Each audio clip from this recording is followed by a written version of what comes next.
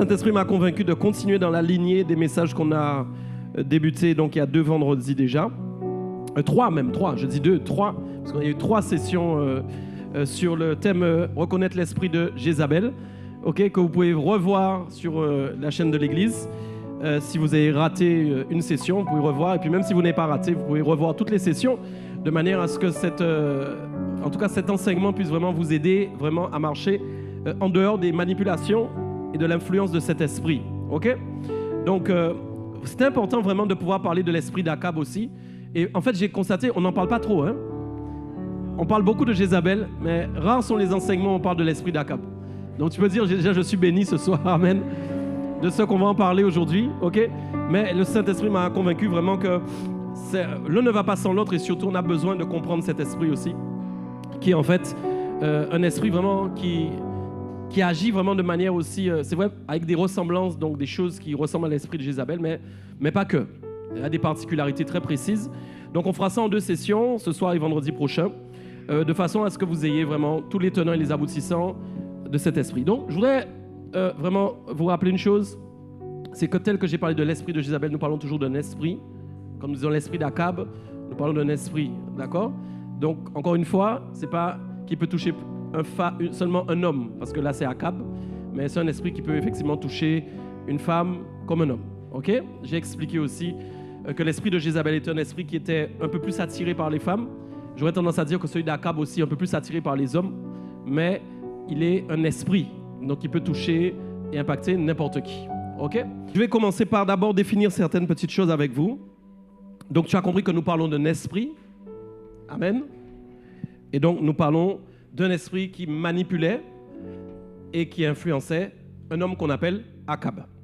Donc ce qui est bien pour vous, c'est que vous avez vu à travers les 3 enseignements de Jézabel, vous avez déjà une introduction sur qui est Akab. Vous savez par exemple que c'est le mari de Jézabel, d'accord? Donc ça vous l'avez compris, vous savez que c'est un couple qui s'est formé et que c'est un couple qui a vraiment travaillé, au niveau, on le voit dans l'Ancien Testament, c'est un couple qui a travaillé pour instaurer surtout le culte de Baal, d'accord? Et c'était un culte donc qui était en compétition, on peut le dire, avec le culte que Dieu avait instauré à la base, depuis à l'époque de Moïse. Et donc cette compétition est venue, ils sont venus un peu esprit contre esprit, domination contre domination, et nous avons vu que ça a duré pendant très longtemps en fin de compte du Testament, puisque c'était une lutte en fin de compte finalement qui est diabolique, et vous avez compris que ce sont donc des esprits qui existent toujours. Ok? C'est pas parce qu'on trouve ça dans l'Ancien Testament que ça n'existe plus aujourd'hui. D'accord? Les esprits sont là, ils existent, ils cohabitent sur la terre, ils cohabitent sous la mer, ils cohabitent dans le ciel. Bref, ils sont envoyés pour nous influencer, pour nous corrompre. Et parfois, dès la naissance, très jeune même, on ne se rend même pas compte qu'à travers ce qu'on reçoit, des fois d'un héritage, au niveau de l'éducation, l'instruction, comment notre mère nous a éduqués, comment notre père nous a éduqués, parfois les manquements qu'il peut y avoir aussi, les failles, les manques qu'il y a en nous parfois peuvent être en fait des creux que le diable veut remplir, des vides que le diable veut remplir avec une manière de procéder qui n'est pas la façon de Dieu. Donc nous avons tous besoin en fin de compte pour comprendre déjà d'être remplis du Saint-Esprit. Si vous êtes remplis déjà du Saint-Esprit, que vous débordez d'esprit, c'est pour vous la possibilité de vous assurer en fin de compte que toute forme de manipulation, d'influence ne pourra pas vous atteindre et vous toucher. Restez toujours remplis du Saint-Esprit. Ayez une communion avec le Seigneur de manière à ce que le Saint-Esprit soit vraiment au milieu de vous, qu'il prenne toute la place et qu'il n'y ait pas de place pour autre chose. D'accord ? L'autre problème, c'est le système de pensée. Et c'est pour ça que je prie beaucoup pour la délivrance du système de pensée. Quand nous parlons du système de pensée, c'est tout simplement comment je pense, comment je suis habitué à penser, comment j'ai l'habitude de penser. Et parfois, des choses que nous voyons normales sont anormales. Parfois, notre façon de voir les choses, nous pensons que c'est la normalité, mais tant qu'on n'a pas mis ça à la lumière de la parole, on ne se rend pas compte que c'est anormal. C'est quoi la parole de Dieu? Elle est précieuse. Parce qu'en fait, quand vous commencez en fait, à décortiquer le caractère de la personne qui est manipulée par un esprit mauvais, vous pouvez voir qu'il y a des choses que vous faites vous-même sans même vous en rendre compte. D'accord?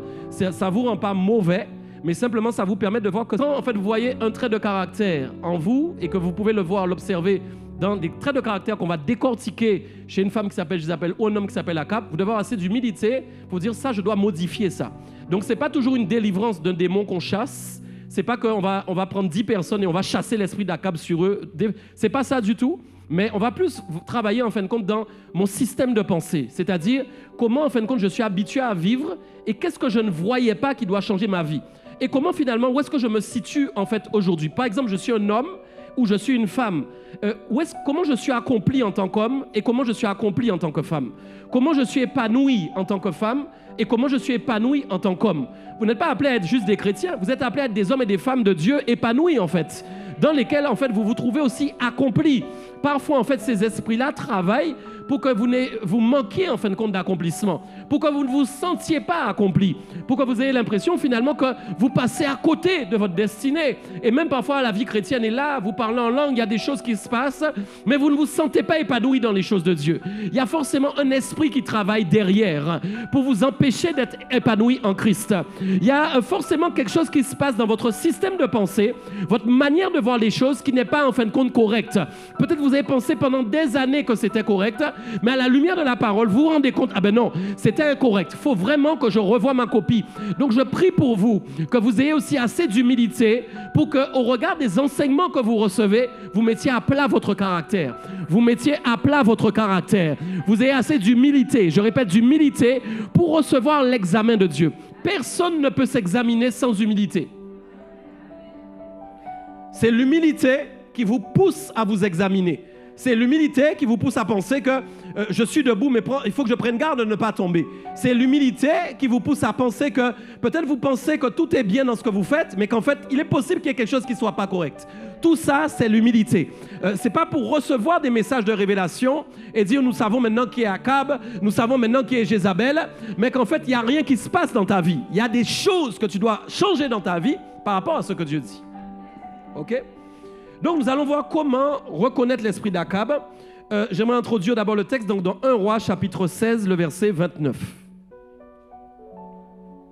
Comme je l'ai fait pour Jézabel, je vais vous parler d'abord de l'héritage d'Akab. C'est très important de parler de quelqu'un en parlant de son héritage. Pourquoi ? Parce que quand vous comprenez l'héritage de la personne, vous comprenez plus rapidement en fait compte pourquoi cette personne fonctionne ainsi. Okay? Il y a des gens, sans même les connaître, vous voyez des fois la personne qu'elles sont, parce que vous voyez par exemple en elle le grand-père, l'arrière-grand-père, vous retrouvez un héritage chez cette personne. D'accord ? C'est important de le comprendre et ça va beaucoup nous aider. Donc on va lire 1 Roi chapitre 16 verset 29 qui dit donc Akab, fils d'Omri, on l'avait lu aussi pour l'enseignement de Jézabel, régna sur Israël la 38e année d'Asa, roi de Juda. Akab, fils d'Omri, régna 22 ans sur Israël à Samarie. Donc la première chose que je veux vous expliquer, c'est que Akab était un roi. D'accord ? Comprenez bien, Akab était un roi. C'était un leader. Il avait le même poste en fin de compte qu'un président de la République. Pourquoi c'est important de souligner que c'est un roi ? Écoutez bien ce que je vais vous dire. C'est parce qu'il faut que vous souligniez absolument que Akab est un leader. Donc rappelez-vous, quand j'ai parlé de Jézabel, je vous ai parlé de son influence par rapport au leadership. Quand nous rencontrons maintenant Akab, nous parlons finalement de la personne qui doit avoir le plus grand leadership, le leadership le plus appuyé. Et vous allez voir que Dieu ne lui avait pas donné simplement la gestion d'une seule tribu, mais Dieu lui avait donné en réalité la gestion de 10 tribus. Quand vous retournez un petit peu en arrière, écoutez bien ce que je vous dis, alors même que Salomon avait péché et que Salomon en fin de compte n'avait pas... Vous savez que Salomon a mal terminé. Ok ? Salomon a bien commencé, mais Salomon a mal terminé. Il allait vers d'autres dieux, les Astartés, etc. Donc pourtant, fils de David. Ok ? Donc quand Salomon en fait est en train, dans la décadence, il est en train de tomber, il a perdu une partie de la bénédiction. Mais comme il était fils de David, Dieu ne pouvait pas tout lui enlever. À cause de David, Dieu a dit qu'il faut que la lampe de David continue à briller en Israël. Donc en fait, si vous voulez, vous devez comprendre que Dieu était en colère par rapport à Salomon, mais à cause de David qui avait tout fait correctement, Dieu ne pouvait pas arracher toute la bénédiction en fin de compte de David.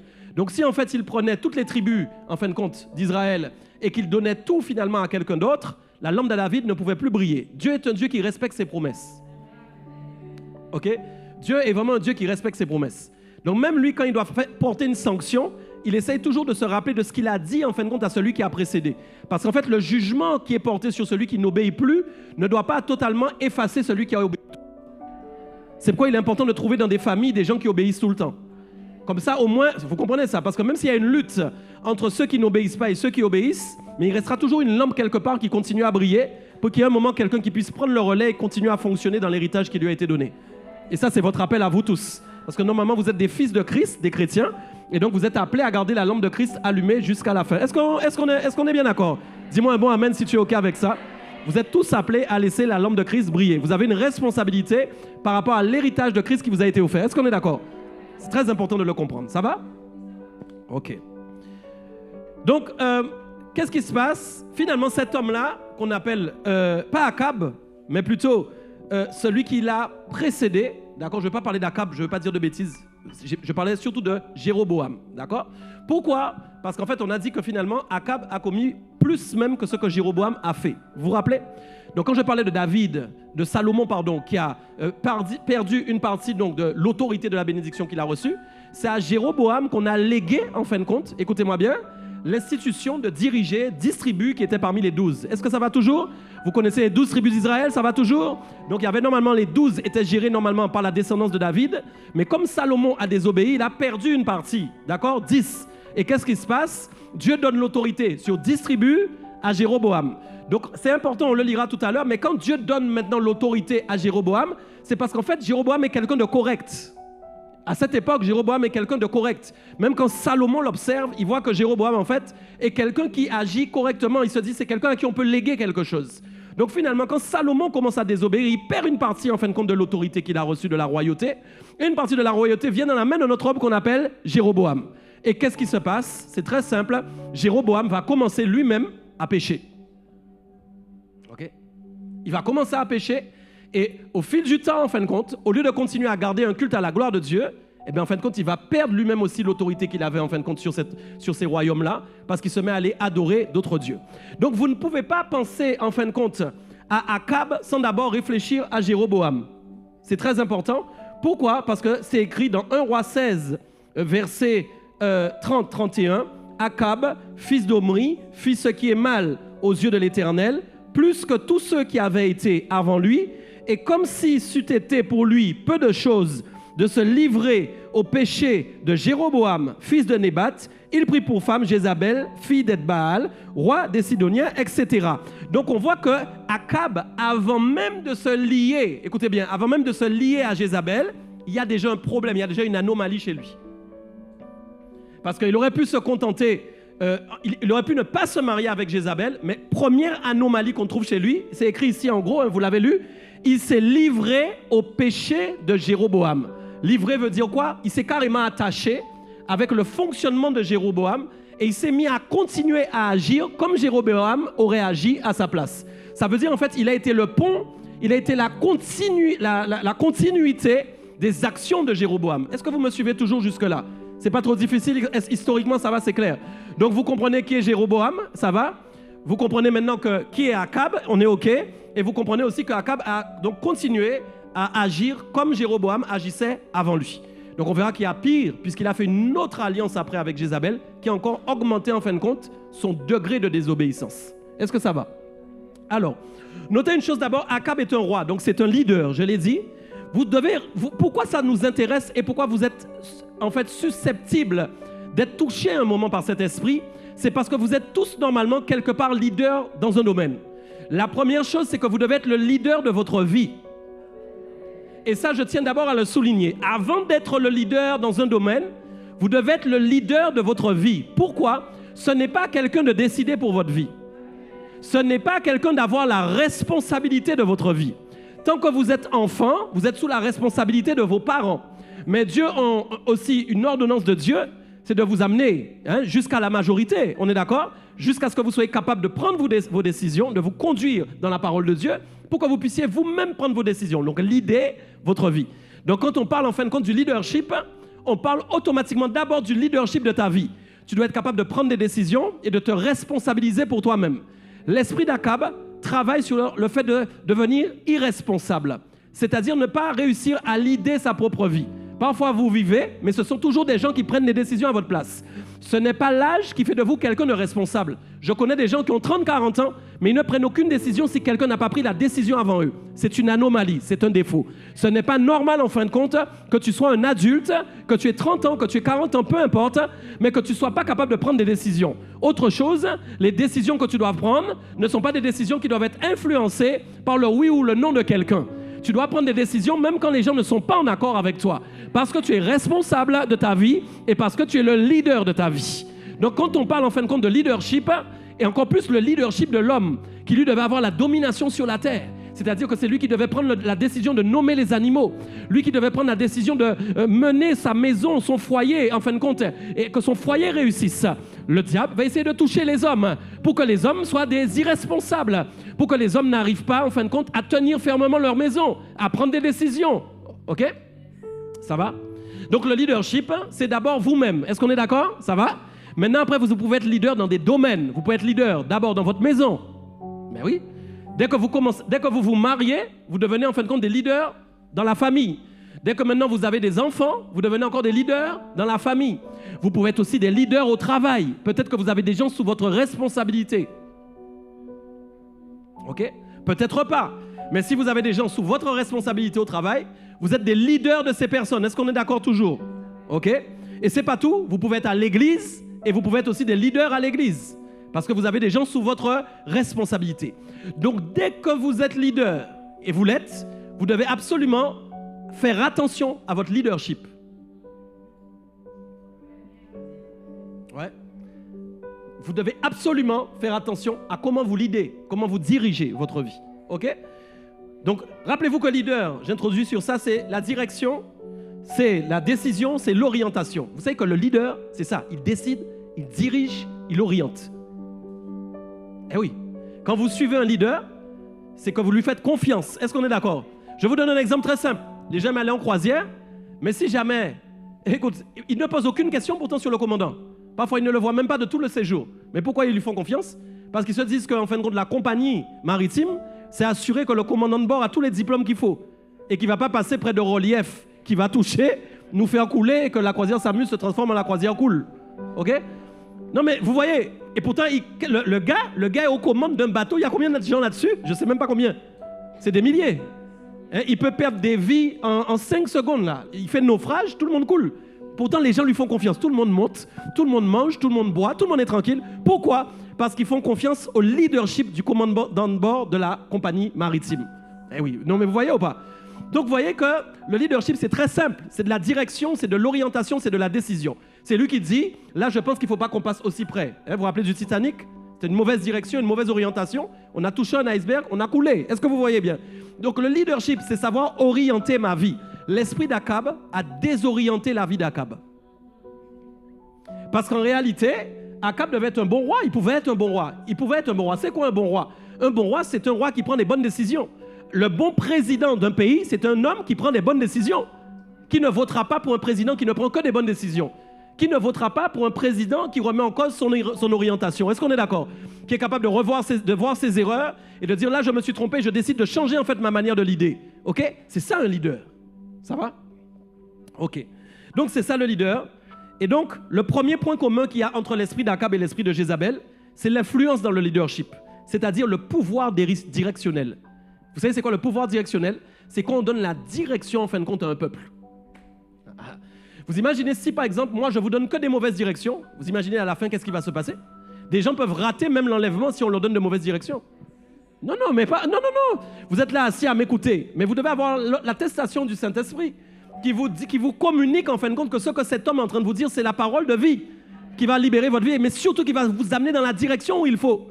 Mais c'est vrai les amis, qu'est-ce que Dieu attend de nous maintenant? Je dois être capable d'apporter le message, d'apporter la parole dont vous avez besoin pour cette époque. Pas celle qui concerne 1944, mais celle qui concerne maintenant 2026 au mois de février. Qu'est-ce que Dieu attend de nous? Quelle direction? Pourquoi on prêche Jézabel maintenant et Akab maintenant? Quelle direction Dieu nous donne? C'est ça la direction. Est-ce que vous me comprenez? Donc en fait, le leader donne une direction à un peuple. C'est le pouvoir directionnel. Donc quand un leader tombe, c'est tout un peuple qui tombe.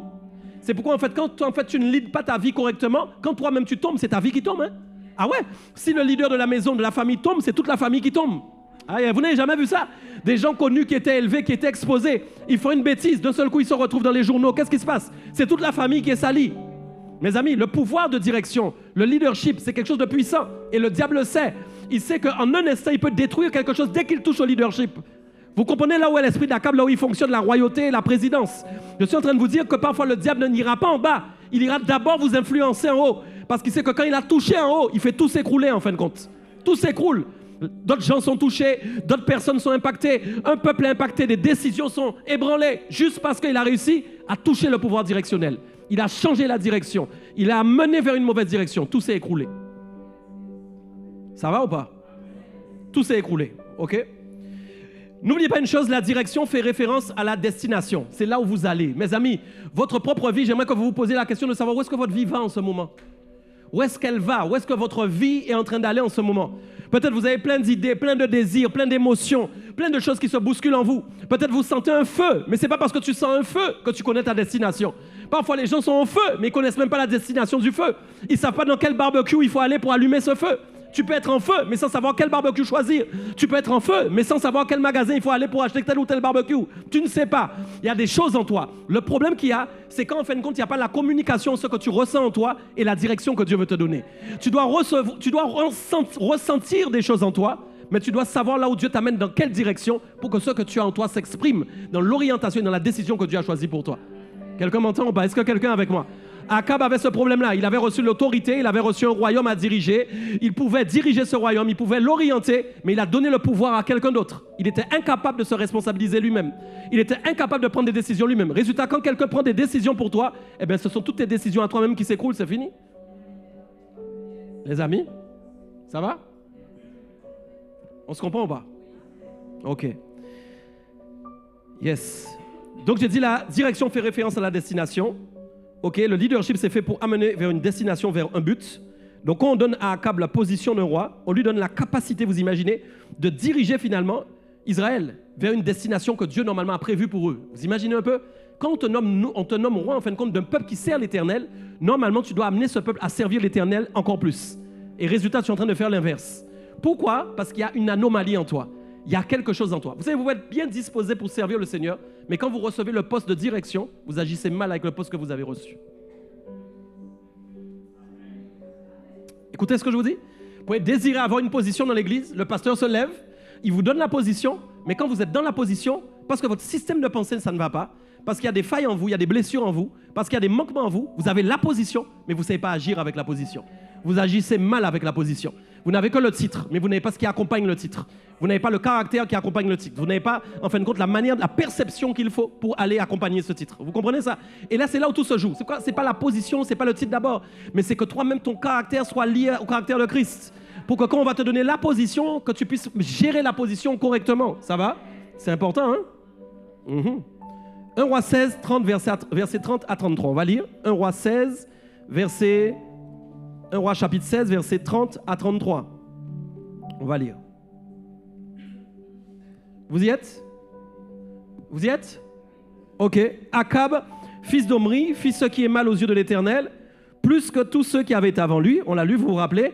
Et comme si c'eût été pour lui peu de choses de se livrer au péché de Jéroboam, fils de Nébat, il prit pour femme Jézabel, fils d'Edbaal, roi des Sidoniens, et il alla servir Baal et se prosterner devant lui. Il éleva un autel à Baal dans la maison de Baal qu'il bâtit à Samarie, et il fit une idole d'Astarté. Akab fit plus encore que tous les rois qui avaient été avant lui pour irriter l'Éternel, le Dieu d'Israël. Ok? Alors, premier point que vous devez voir, je vais vous le citer ici, il est important, c'est quand tu n'arrives pas à te détacher d'un héritage familial. Ça, c'est très précieux ce que je vais vous dire parce que c'est une direction de prière. Parfois, en fait, votre leadership est sali par une famille qui lidait mal.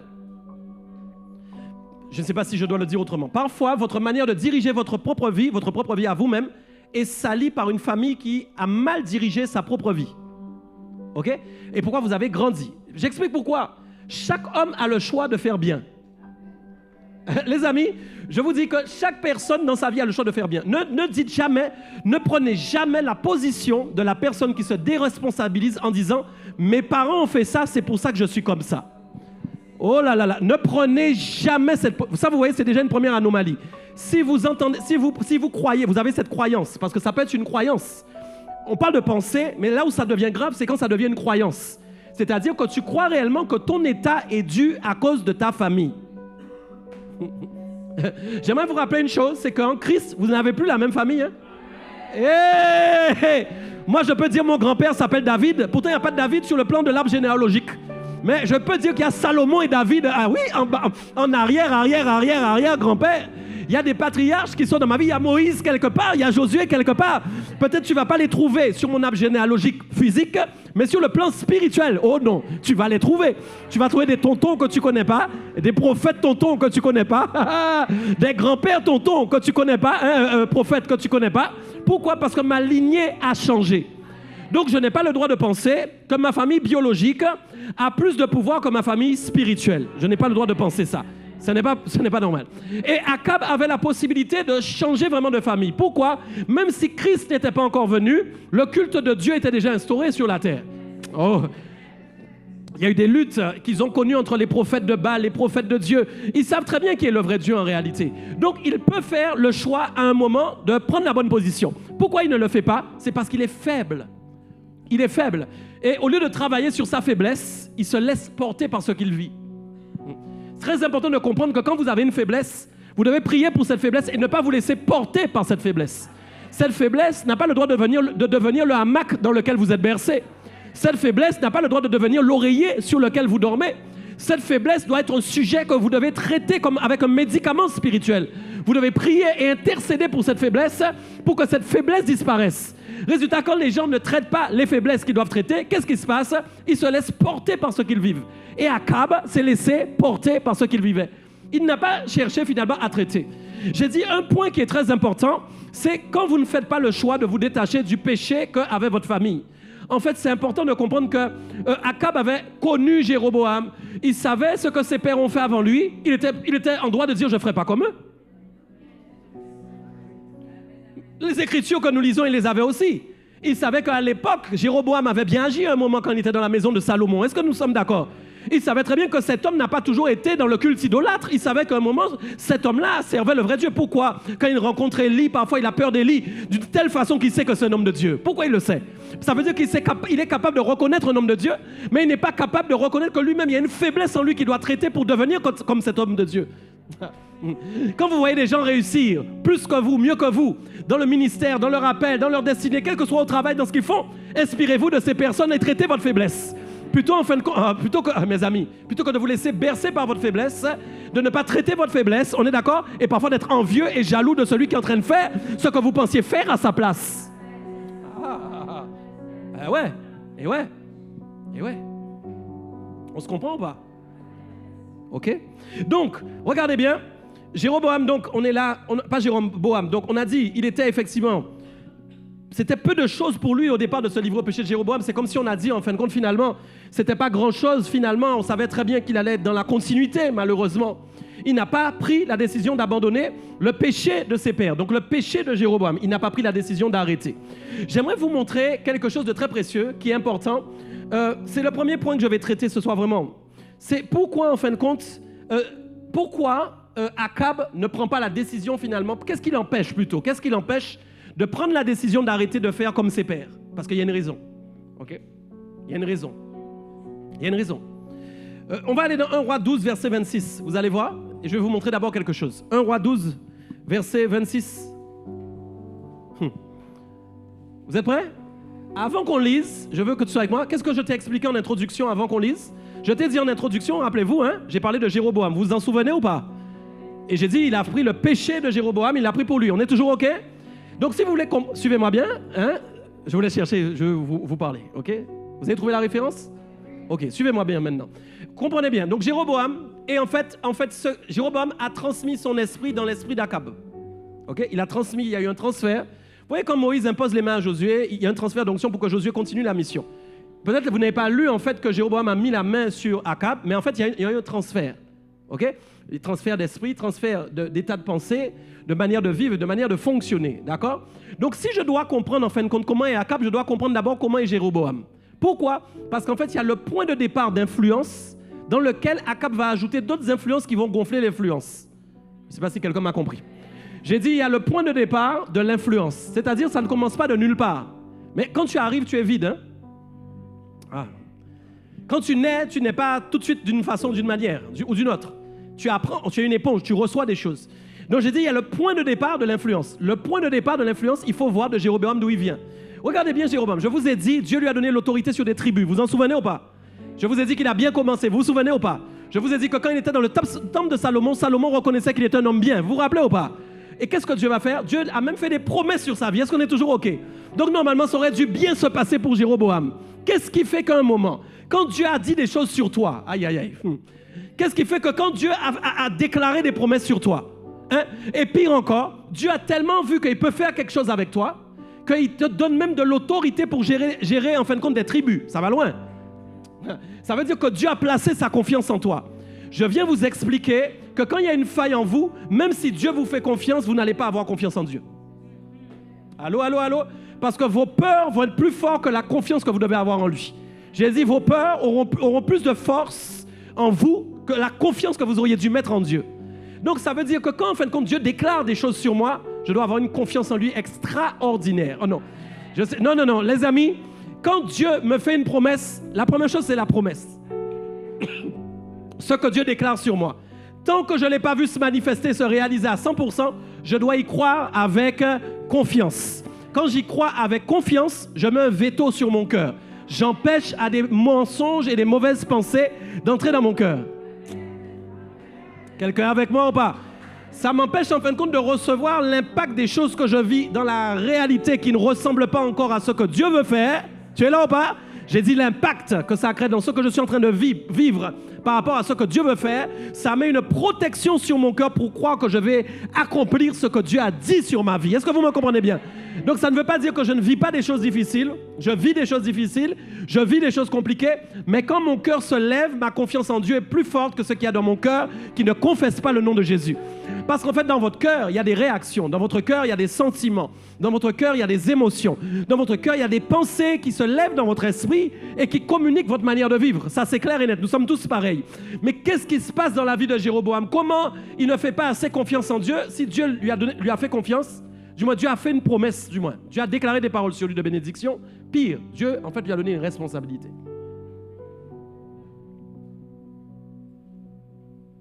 Donc quand Dieu vous...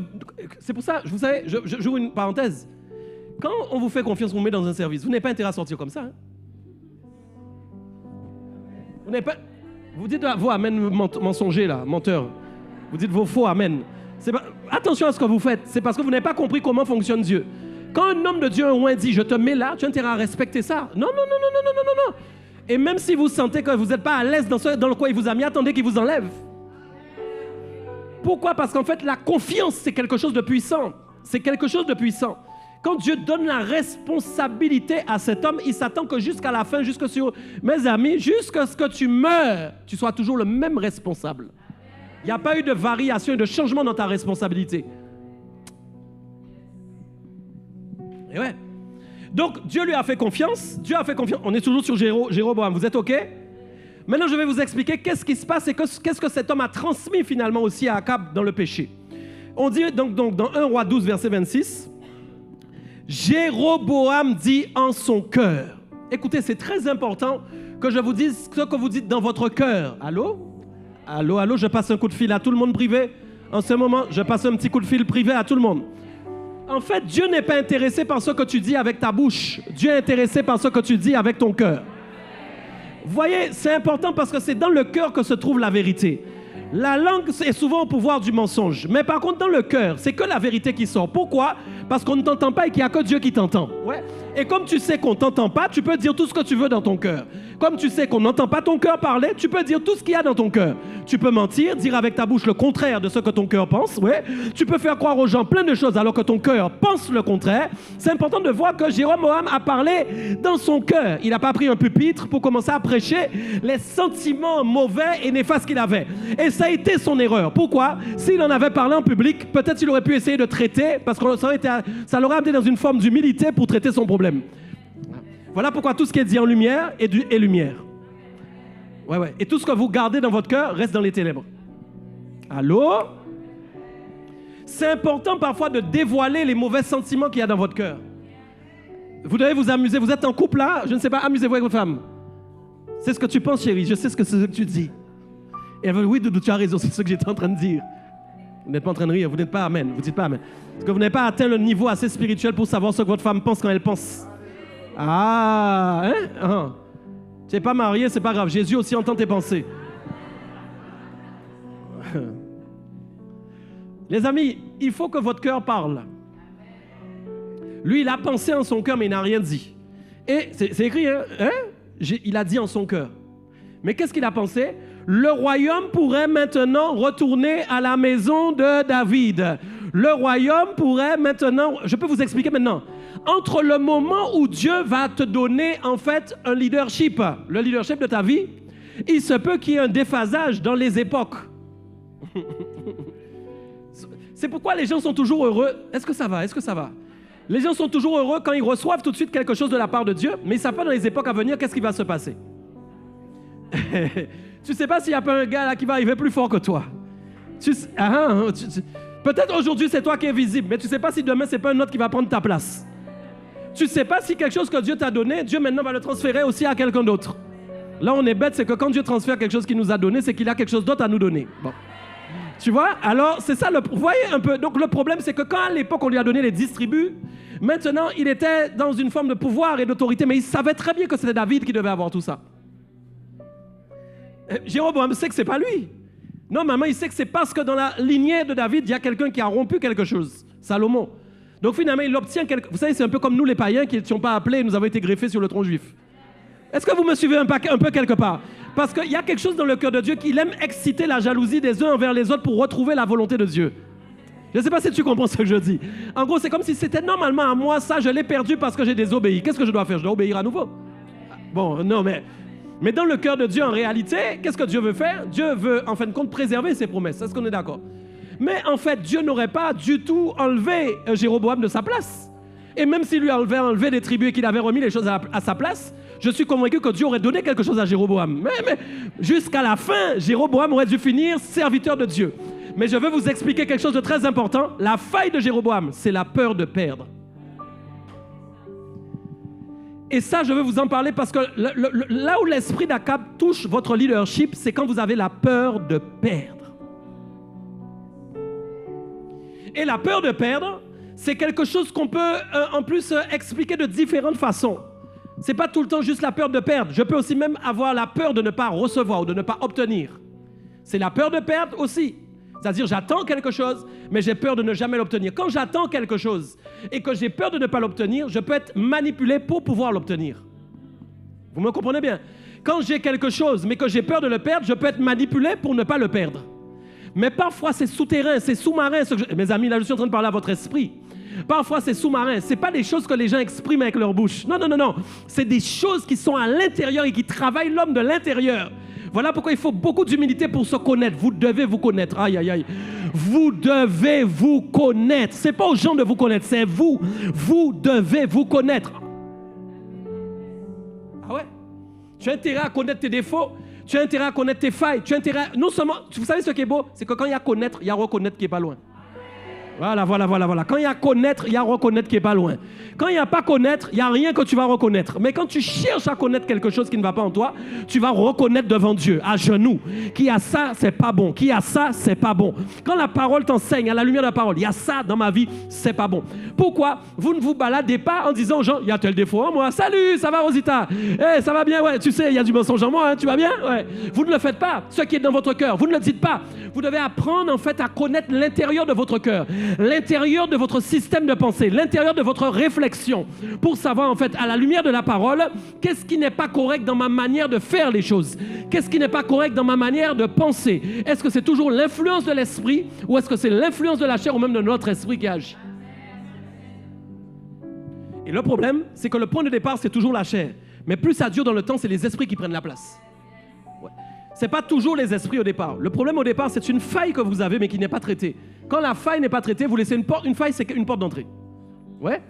Et oui, une faille, c'est une porte d'entrée. Donc dès qu'il y a une faille, l'esprit finit par y rôde, jusqu'à un jour, il va pouvoir entrer et il dit, Son rôle d'entrée, ce n'était pas de créer quelque chose, parce que c'était déjà créé en vous. Son rôle, c'est de, en fin de compte, l'amplifier.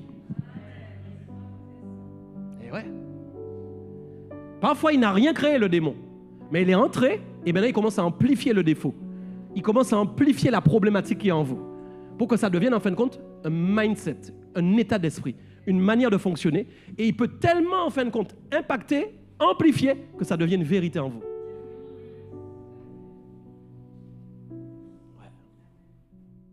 C'est là où il y a un point de rupture. C'est quand finalement il arrive à transformer le mal en bien. Alors, il y a un point de rupture. C'est-à-dire vous croyez un mensonge. Vous croyez en fait que votre fonctionnement est bon. Que c'est correct. Vous êtes sûr que dans votre mentalité, dans votre état d'esprit, c'est comme ça même que Dieu fonctionne. Alors que vous êtes à côté de la plaque. Voilà. Ça va? Donc, regardez bien la phrase qu'il dit. Le royaume pourrait bien maintenant retourner à la maison de David. Regardez la peur qu'il avait. En fait, il a reçu quelque chose, mais il savait à l'origine à qui ça appartient. Vous savez, je vais vous donner un point très simple que vous devez vraiment mettre en place, que nous devons mettre en place. Vous savez c'est quoi? Tout ce que vous avez appartient à Dieu.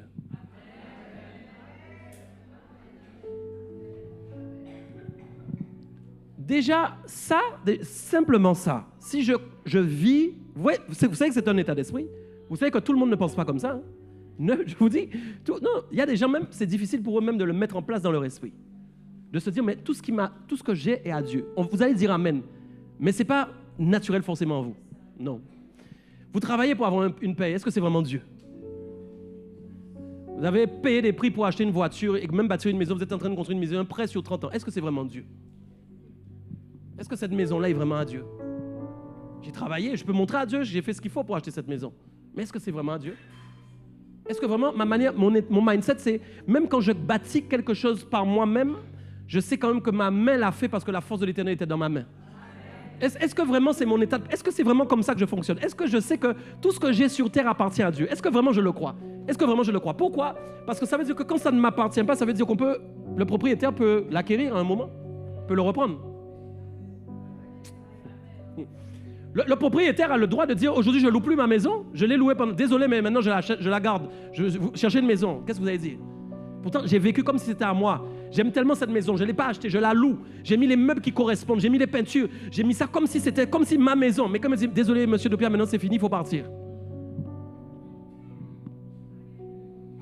Je sais que c'est le propriétaire, je sais donc que je ne peux rien faire. Mais si je ne veux pas partir, je vais user de manigance. Je vais commencer à voir comment je peux l'intercepter. Est-ce que vous voyez? Pour pouvoir rester et qu'elle n'arrive pas à me faire sortir. Je vais commencer à être influencé par un autre esprit parce que je n'arrive pas à me détacher de quelque chose que je pense qui est trop à moi. Qu'est-ce qui se passe dans le cœur de Jéroboam? C'est un homme qui fonctionne par la peur. Je vais vous dire quelque chose. Messieurs, nous avons un problème avec la peur parfois. Messieurs, nous avons un problème avec la peur parfois. Messieurs, nous avons un problème parfois avec des peurs. Ouais, des craintes, des peurs. Des peurs de ne pas réussir à amener la famille là où elle doit être. Des peurs même de ne pas offrir à nos épouses, à nos maisons ce qu'elles doivent avoir. Des peurs finalement de ne jamais être devenu l'homme accompli que je souhaitais être. Des peurs parce que mes pères n'ont jamais réussi et que moi j'ai l'impression que je vais faire la même chose qu'eux. Quand je regarde en arrière, j'ai l'impression qu'eux ils ne réussissent jamais dans la vie. Ils ont essayé d'entreprendre, alors ils n'ont jamais réussi. Et moi j'ai l'impression que c'est le même schéma. Non, en Jésus ce ne sera pas le même schéma. Non, ce ne sera pas la même histoire. Non, la vie va essayer de te faire croire que tu es dans la même histoire. Oui, la vie, les événements vont essayer de te faire croire que c'est la même histoire. Ils vont essayer même de te donner les mêmes événements que tes pères ont vécu pour te faire croire que tu ne vivras que la même chose que tes pères. Tu ne vivras pas la même chose que tes pères. Non, non, non, non, non. Peut-être tu as vu ton père, c'était ta maman qui dirigeait tout à la maison. C'est ta maman qui dirigeait même le père. C'est elle qui faisait tout, le ménage, la cuisine, tout. Et puis toi, tu t'es dit, c'est la même chose que tu vas vivre. Tu n'es pas un incapable. Tu peux faire autre chose que ce que ton père a fait. Ah, mais non, mais non. Tu peux faire autre chose que ce que tes pères ont fait avant toi. Tu peux faire autre chose. Tu peux faire autre chose. Amen. Les leaders, vous avez un caractère de leader. Et donc forcément, vous n'avez pas... Un leader, c'est quelqu'un qui n'a pas peur de perdre. Vous savez, lorsqu'on voit que vous êtes un homme responsable, ah, mes amis, c'est quand vous n'avez pas... On vous démontre que vous avez quelque chose, mais que vous êtes capable de le donner à Dieu, même si vous n'avez pas envie de le donner. Mes amis, je vous dis quelque chose. La peur de perdre, quand vous traitez ça, vous devenez des hommes puissants. C'est la vérité. Pourquoi? Parce que votre vie ne dépend pas de ce que vous avez, mais votre vie dépend de la présence de Dieu qui habite en vous. Votre vie ne dépend pas de ce que Dieu vous donne, mais votre vie dépend de la présence de Dieu qui vous accompagne. Vous ne vivez pas avec Dieu en fonction de ce que Dieu vous a donné aujourd'hui. Est-ce qu'on est d'accord, mesdames? C'est la même chose. Vous n'êtes pas bénis parce que Dieu vous a donné quelque chose. Vous êtes bénis parce que Dieu habite en vous. Vous comprenez ça? Donc, Dieu peut me donner plein de choses. Même je peux avoir de l'or et de l'argent, tout ce qu'il veut. S'il veut le reprendre demain, ma vie spirituelle restera la même. Ça veut dire quoi? Le respect des ordonnances de Dieu ne changeront pas en fonction de ce que Dieu m'a donné ou ne m'a pas donné. Voilà. Je ne vais pas être obéissant parce que Dieu me bénit. Il y a des gens qui fonctionnent comme ça. Les lâches et les peureux n'obéissent plus quand Dieu leur donne plus ou quand Dieu enlève ce qu'ils ont. J'ai dit les lâches et les peureux, quand ils commencent à perdre quelque chose, j'ai dit, ils n'obéissent plus à Dieu normalement. C'est ce qui s'est passé en Jéroboam. Quand en fin de compte, il y a eu une pression dans son cœur, il s'est dit, en fait, j'ai l'impression que Dieu va tout redonner à David. Mais il ne sait pas. Parfois, tu vis, et puis tu as l'impression qu'il y a une autre vie qui est en train de prendre quelque chose que tu voulais avoir. Et tu regardes. Pourquoi tu as peur?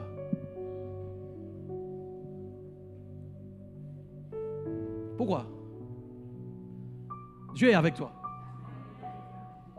C'est le même Dieu qui est avec toi qui est avec lui. Qu'est-ce qu'il y a? C'est le même Dieu qui est en train d'agir dans les deux.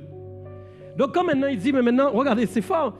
Le royaume pourrait bien maintenant retourner à la maison de David. Si ce peuple monte à Jérusalem pour faire des sacrifices dans la maison de l'Éternel, le cœur de ce peuple retournera à son Seigneur. Regardez bien la réflexion à Roboam, roi de Juda. Et ils me tueront et retourneront à Roboam, roi de Juda. Il dit en fin de compte que s'ils recommencent à faire les sacrifices normaux pour la maison de l'Éternel, leur cœur risque de se rattacher à nouveau à l'Éternel. Mais c'est une bonne chose.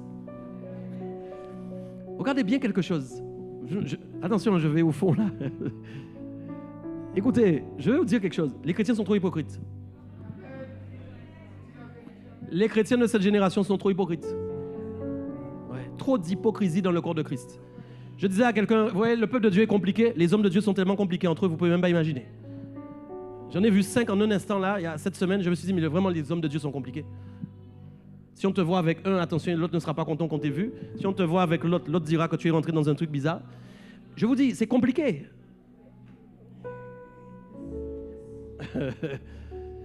Écoutez, il faut arrêter avec l'hypocrisie. Il faut que tu dises à Dieu que tu es jaloux. Il faut que tu dises à Dieu, tu n'es pas content qu'on ait mis telle personne au service à ta place.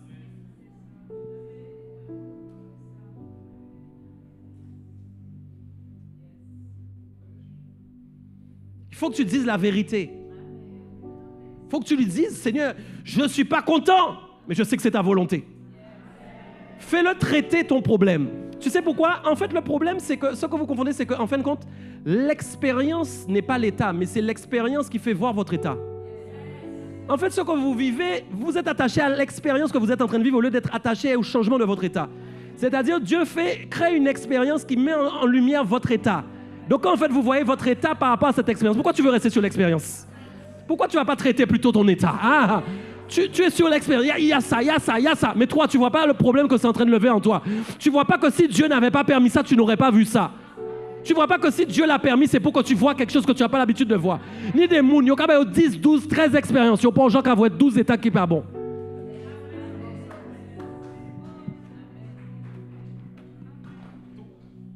Tu me comprends pas? Combien d'expériences il va falloir avoir pour que tu traites ça enfin? Est-ce que c'est des expériences qui vont jamais finir? Est-ce que c'est des choses... Pourquoi c'est toujours sur toi que ça tombe? Mais parce qu'il y a quelque chose dans ton état qui doit changer. Il y a quelque chose dans ton... La même chose. Écoutez, j'ai compris quelque chose avec le temps. J'ai compris que mon vieil homme cherchait en fin de compte l'état de mon ancien père, de mon père dans la biologique. J'ai vu ça dans des événements. Je vous dis, je les ai vus. C'est puissant, hein, c'est précieux. Je vous dis, le diable ne lâche pas comme ça l'affaire. Mais vous savez quelque chose? J'ai compris une chose. Vous m'entendez bien? Moi là, sa paix est faite. Ah, non. Tu sais pourquoi? Parce que je sais qui habite en moi. Non. Donc, tu ne vas pas me faire ce que mes pères ont fait. Non. Tu ne vas pas me mettre dans la même position que mes pères. Lorsque lui pleurait, moi, je ne vais pas pleurer. Je vais sauter et je vais danser. Je vais faire le contraire de ce que lui, il a fait. Tu n'as pas entendu. Il est temps que tu forces ton état à faire le contraire de son propre état. Il est temps que tu te forces à faire le contraire de ce que ton état veut faire à ta place. Il avait une faiblesse. Jéroboam avait une faiblesse. Vous savez, les faiblesses viennent de l'éducation, de l'instruction, du vécu. Je ne connais pas son vécu. Mais je vois que pourquoi il est comme ça? Pourquoi il n'est pas comme David? Pourquoi David, lui, à un jeune âge, il veut aller déjà se battre contre un géant? Comprends-moi bien. Donc, vous voyez, l'état d'esprit n'est pas le même. Pourquoi l'un est peureux et l'autre est courageux? Ce n'est pas un défaut que tu sois peureux. Tu sais pourquoi? Jésus habite en toi, il va traiter la peur. Ton problème, c'est de ne pas être honnête pour dire que tu es lâche. Ah, tu comprends? C'est ça le problème. Tu n'es pas assez honnête pour dire que tu es lâche. Tu n'es pas assez honnête pour dire que pendant des années, tu n'as pas eu le courage de dire les 4 vérités à quelqu'un. Pourquoi? Vous savez, j'avais un problème avant, je ne savais pas dire non aux gens. Mes amis, un problème sérieux même. Mais un truc à anéantir ce problème-là. Un truc, j'arrive pas à dire non aux gens. Je vous dis, Dieu m'a secoué par rapport à ça. Tu sais, tu gagnes en force et en puissance quand tu apprends à dire non aux gens. C'est quelque chose de puissant. Je te dis, c'est un truc puissant. Fais l'essai, tu vas voir. Quand tu dis non aux gens, ça te donne de l'autorité. Je te dis, quand tu dis non aux gens, tu n'imagines pas l'autorité que tu vas gagner. Déjà, tu apprends à te mesurer à des regards qui ne sont pas contents. Tu apprends à te mesurer à des têtes qui changent. Mes amis, tu as intérêt à préparer ta tête pour ça. C'est ça qui te rend leader. C'est ça qui te rend responsable. Ouais. Les histoires de gentillesse, là, il faut toujours dire oui, sinon la personne va être fâchée. Ça, c'est de la lâcheté. C'est l'esprit d'Akab. C'est l'esprit d'Akab. C'est l'esprit d'Akab. J'ai répété, c'est ça l'esprit d'Akab. Moi, vous êtes content, je me prends un cobaye pour vous? Mais vous soyez votre propre cobaye. Moi, j'ai vu dans mon éducation qu'est-ce qui m'a amené à dire oui aux gens tout le temps. Parce que ça... Non, mais c'est sérieux. Vous rigolez. Mais quand on vous met... Les amis, je suis en train de vous... Écoutez-moi bien. Tu dois apprendre à ne pas être dorloté. Parce que quand tu es dorloté, tu as toujours besoin de quelqu'un, un appui, quelqu'un pour t'aider. Les amis, ça, c'est pas bon. Ça, dire que moi, c'est pas bon. C'est pas bon. Et Dieu veut te rendre leader. Les amis, vous pouvez imaginer, le pouvoir de l'éducation, c'est quelque chose. Le pouvoir des émotions, des sentiments, c'est quelque chose. Hein?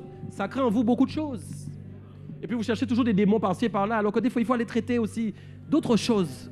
Toujours voir des démons. Il y a des démons qui ne tiendront pas de façon quand vous allez les bannir en changeant de manière de vivre. Il y a des démons, ils ne pourront pas rester. Parce que tant que vous appliquez le mal, ils restent. Mais quand maintenant vous commencez à appliquer le bien, ils vont rester. Des démons qui aiment le bien, il sait quel genre de démon ça? Maintenant, on chasse des démons qui aiment le bien, c'est où ça? C'est écrit où dans la parole? Tu ne me réponds pas. Donc si tu pratiques que le bien, le gars, il va rester là tranquille? Écoute, moi, je prends ma valise. C'est bon, parce que là, il y a trop de bien. On s'en va. Il a dit un bon amen et acclame le Seigneur. On s'en va. Les amis, tes démons là, ils vont pas rester. Mais oui. Et j'ai dit dimanche, ton esprit est tellement puissant, hein? N'oublie pas. Ton esprit est tellement puissant, c'est vrai. Regardez bien, j'ai pas terminé. Donc, le gars, il a vraiment un problème. Et puis, il imagine. Vous voyez, le problème de la peur, c'est l'imagination. Quand quelqu'un est peureux, il a une imagination débordante.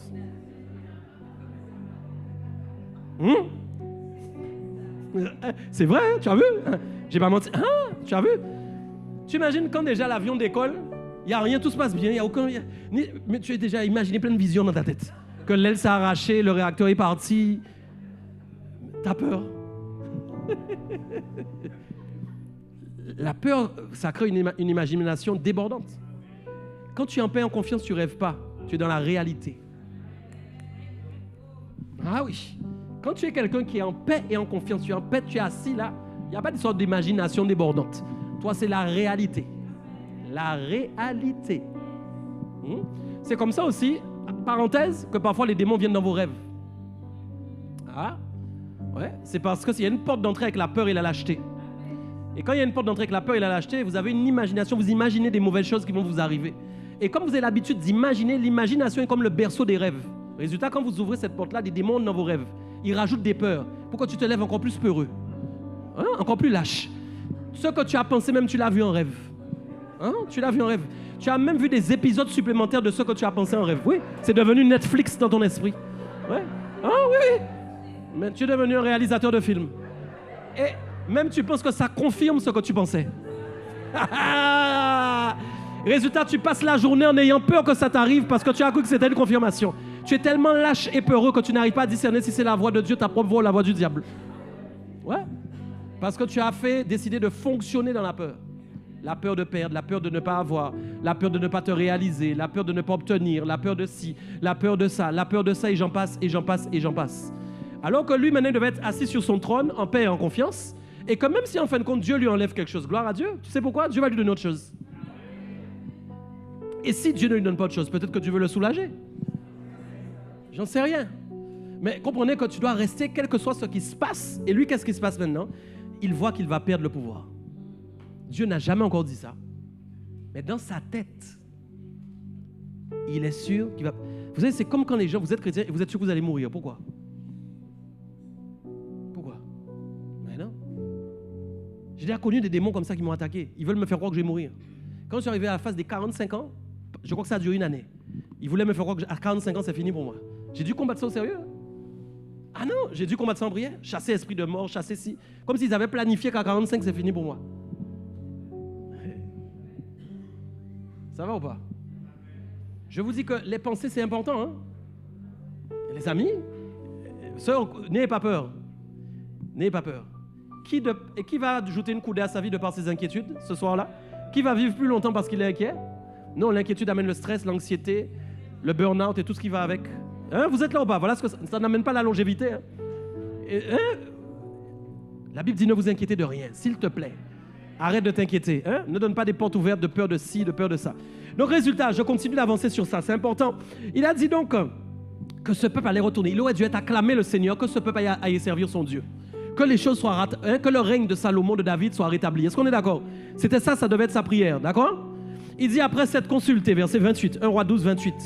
Après s'être consulté, donc sûrement avec ses conseillers et tous les autres, le roi fit 2 veaux d'or. Vous êtes là? Et il dit au peuple, assez longtemps, vous êtes montés à Jérusalem. Israël, voici ton Dieu qui t'a fait sortir du pays d'Égypte. Je peux vous parler des lâches ou pas? Des chrétiens lâches qui disent des paroles de Dieu mais qui ne font pas ce que Dieu leur demande. Allô, allô, allô, allô. Des chrétiens lâches qui citent des versets mais qui ne font pas la volonté de Dieu. Vous savez ce qu'il a dit? Vous n'avez pas lu, vous n'avez pas lu, on dirait. Israël, voici ton Dieu qui t'a fait sortir du pays d'Égypte. Ça, c'est le langage des Moïse et tout ça, ça. Ça, c'est le langage des pères spirituels, ça. Tu n'as pas compris ou pas?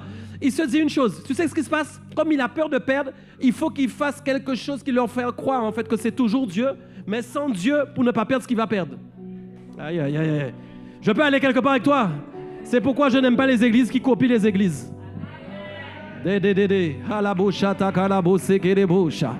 n'aime pas les églises qui copient les églises. Je parle en langue même. Pourquoi? Parce que Dieu t'a donné un ADN. C'est pas l'ADN. Jéroboam avait son ADN pour gérer les 10 tribus. Allô, allô, allô. Qu'on te donne une responsabilité, on te donne une onction pour créer quelque chose qui ne ressemble pas à quelque chose d'autre, qui a le même Christ, le même Dieu, la même parole, mais avec un ADN différent, avec une couleur différente. Tu es là ou pas? Mais non, s'il te plaît. Donc, résultat, qu'est-ce qui se passe? Il prend le langage, d'accord? Comme ça, il se dit, mais quand ils vont entendre cette parole, hein, Israël, là, c'est Dieu qui est en train d'agir. Est-ce que tu comprends ça? Mais pendant ce temps, la décoration qu'il met n'est pas la décoration de Dieu. Les couleurs qu'il choisit, ce n'est pas les couleurs de Dieu. Est-ce que tu comprends? Fais attention à ta propre vie quand tu crois que tu es en train de faire la volonté de Dieu avec ta décoration sur une parole de Dieu. Je ne sais pas si quelqu'un a entendu. Tu as appris la parole, mais tu es en train de mettre ta propre déclaration. Je vais donner un exemple. Tu as entendu dans ton esprit un jour, Dieu te dit tu seras influenceur. Mais tu viens avec ta décoration d'influenceur. Non, je n'avais pas pensé à toi. J'ai pensé à personne d'ailleurs. Non, mais vous m'entendez bien? Tu es venu avec toi tu peins bien, continue. Ton influence est bonne. Mais tu es venu avec ton influence. Est-ce que tu me comprends bien? Non, vous ne dites pas amen? Dieu t'a donné un don pour ça, mais tu mets ta décoration. Ça ne marchera pas. Le problème, c'est que tu ne vas jamais atteindre le niveau que tu dois atteindre si tu avais laissé Dieu décorer à ta place. J'ai pris du temps aussi pour comprendre ça. Il faut comprendre ces choses-là. Parfois, ta décoration ne va pas donner le succès d'une autre décoration. Mais toi, tu veux le succès de l'autre décoration, donc tu prends la même décoration pour avoir le même succès. Alors que tu n'es pas appelé à ce succès-là, que tu étais appelé à un autre succès qui dépend de ta propre décoration. Mais non. Je ne sais pas, si tu ne me comprends pas, ta propre décoration. Ouais. Vous me comprenez ou pas? C'est ça le problème. Donc Jéroboam, qu'est-ce qu'il fait? Il se met en concurrence avec, en fin de compte, David. Il se met en concurrence avec ce que David a instauré. Vous imaginez? Et il se dit en fait pourquoi? Juste pour ne pas perdre le pouvoir. C'est chaud, hein? Messieurs, tu sens que tu perds ta femme? C'est pas la peine d'aller chercher un coach.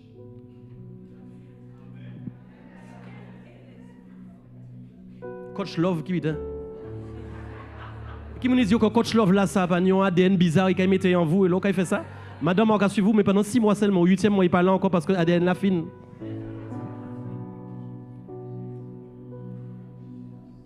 C'est toi qui as reçu pour ta femme. Si tu sens que tu la perds, va chercher Dieu pour savoir qu'est-ce qu'il faut faire pour la gagner.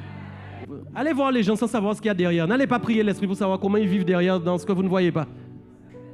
Il n'a pas mis des veaux en bronze, il a mis des veaux en or. Ah, ok. Ok.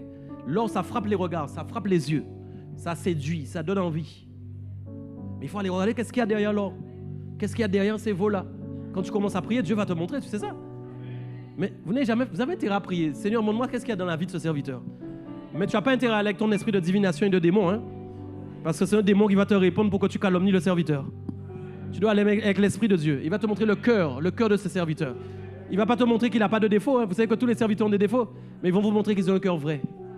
Acclame le Seigneur si tu es d'accord. Ouais. Les amis, c'est important tout ça. Hein? J'ai pas terminé. Donc vous voyez, il use donc de malice et de manipulation. Donc quand tu as peur, qu'est-ce qui se passe? Tu vas plus obéir en fait. Et c'est ça le problème. Il y a des choses que j'ai notées. La peur amène aussi la peur de la rivalité, la peur d'être remplacé. Beaucoup de gens ont ça. Hein? Ils ont peur d'être remplacés. Tu sais, tu imagines, on peut aller ou pas? Ça fait 10 ans, 15 ans que tu travailles dans la boîte. Tu as les éloges, tout ça. Mais surtout, tu payes le prix depuis 15 ans. Hein? T'imagines? Tu as déjà bossé, tu as déjà sacrifié. Tu es là ou pas? Toi, tu es arrivé quand la boîte même a commencé à la créer. Donc, tu es quand même de ceux des pionniers qui ont donné même. Et puis, tu sais que sans toi, normalement, il n'y a pas. Et puis, le 23 mars 2026, espérons que je ne sois pas dans le prophétique, le 23 mars 2026, il y a un gars qui débarque. Une allure, un charisme et un CV. Le gars n'a rien fait de ce que tu as fait, mais tu sens que lui, là, il en a. Et maintenant, ton poste est en jeu. Qu'est-ce que tu fais? Et les chrétiens sont assis à l'église, mais après, quand ça monte dans leur cœur, là, ils commencent à mettre des bâtons dans les roues. Hein? Ils vont à l'église le dimanche, alléluia. Mais la semaine, là, bâton dans les roues. Hein? Parce que, chrétien, oui, parle en langue, tout ça, mais bâton dans les roues. Parce qu'il est en train de voir que là, ce gars-là est en train de... Il y a une compétition qui est née. Dieu m'a parlé de l'esprit alors, je peux vous parler... Jesus. Jesus. Ça même, Dieu m'a parlé de ça un jour pour moi-même. C'est un truc que j'avais un problème avec la compétition. Je faisais des courses de scooter. Écoute bien. Tu sais, Dieu m'a enseigné sur ça pour ma propre vie un jour. Il m'a enseigné. Un jour, quand en fait mon ministère commençait à monter, je vous enseigne. Mon ministère commençait à être exposé. Écoutez, des esprits de compétition m'ont attaqué. J'ai dû combattre ça en prière. Ouais. C'était pas de moi que ça venait. J'avais pas envie d'être en compétition avec personne. Mais des esprits m'attaquaient dans mon esprit. Et je dis non, ça c'est pas normal. J'ai commencé vraiment à prier pour ça. Et un jour, Dieu m'a enseigné. Dieu m'a dit d'où vient l'esprit de compétition. Parce qu'en fait, la compétition, ça vient de quelque part. Vous savez, tout le monde n'est pas compétiteur sur la terre. Il y a des gens compétiteurs. D'ailleurs, regardez les athlètes dans le sport. Et Dieu m'a parlé du sport. C'est fort, hein? Attention, ça peut être un danger. Ça devient néfaste quand il y a un esprit de compétition en toi. Parce qu'ils ont besoin d'être des compétiteurs pour gagner. Mais attention, ils ne sont pas compétiteurs seulement quand ils sont au sport. J'y crois pas. Parce qu'en fait, quand tu as un esprit de compétiteur, ça s'installe dans ta vie, dans tout. Tu peux me dire tout ce que tu veux. Je suis certain que Usain Bolt n'aime pas qu'on le dépasse trop vite. Je suis sûr que Usain Bolt ne voudra pas être le dernier de la classe. Tu crois que Usain Bolt va venir et dire oh, moi je veux être dernier de la classe? Non, non. S'il fait un concours, je suis sûr qu'il ne voudra pas être dernier. Pourquoi? Alors qu'il aurait pu dire c'est pas grave, je suis dernier, tant pis. J'ai échoué. Mais pourquoi? Parce qu'il y a quelque chose en lui que les autres n'ont pas. Et la compétition, là où c'est dangereux, c'est que ça amène la comparaison. Parce qu'il n'y a pas de compétition sans comparaison. Personne ne peut être en compétition sans se comparer. Tu es là ou pas? Et quand tu te compares sur la base de ce que tu as. Vous êtes avec moi? Sur ce que tu as et sur ce que quelqu'un d'autre a. Il y a pire encore, en fin de compte, c'est quand en fait, tu te compares sur ce que quelqu'un est en train de faire, que tu penses que c'est toi qui dois le faire. Allô? Quand quelqu'un est en train de faire quelque chose, pourquoi Dieu permet à quelqu'un de le faire à ta place alors que tu étais sûr que c'était toi? Aïe, aïe, aïe, aïe. Pourquoi Dieu a permis? Tu peux me répondre à cette question? Pourquoi Dieu l'a permis? Pourquoi Dieu l'a permis? Pourquoi Dieu a permis que ce soit pas toi et quelqu'un d'autre? Pourquoi Dieu l'a permis? Ah non, c'est le diable qui est passé, qui l'a fait. Non, c'est Dieu qui dirige ta vie. Pourquoi c'est le diable? Non. Pourquoi Dieu l'a pas fait? Parce que Dieu veut soulever quelque chose dans ton cœur qui ne va pas. Est-ce qu'on est d'accord? L'esprit d'Akab aime les compétiteurs. Ouais, je vous dis, il aime les gens qui aiment être en compétition. Alors, vous savez par quoi vous devez en fait remplacer la compétition dans les choses de Dieu? Par l'excellence. L'excellence n'est pas une compétition. L'excellence, c'est avec toi-même. C'est-à-dire que tu es en compétition avec toi-même. Tu es comme Paul qui court dans le stade. Voilà. Tu comprends? Le problème, c'est pas la compétition, c'est avec qui tu es en compétition. Mais quand tu cours après l'excellence, tu es toi seul dans le stade. Il n'y a pas d'autres concurrents, il n'y a personne d'autre. Tu ne peux pas te comparer à un autre coureur, est-ce qu'on est d'accord?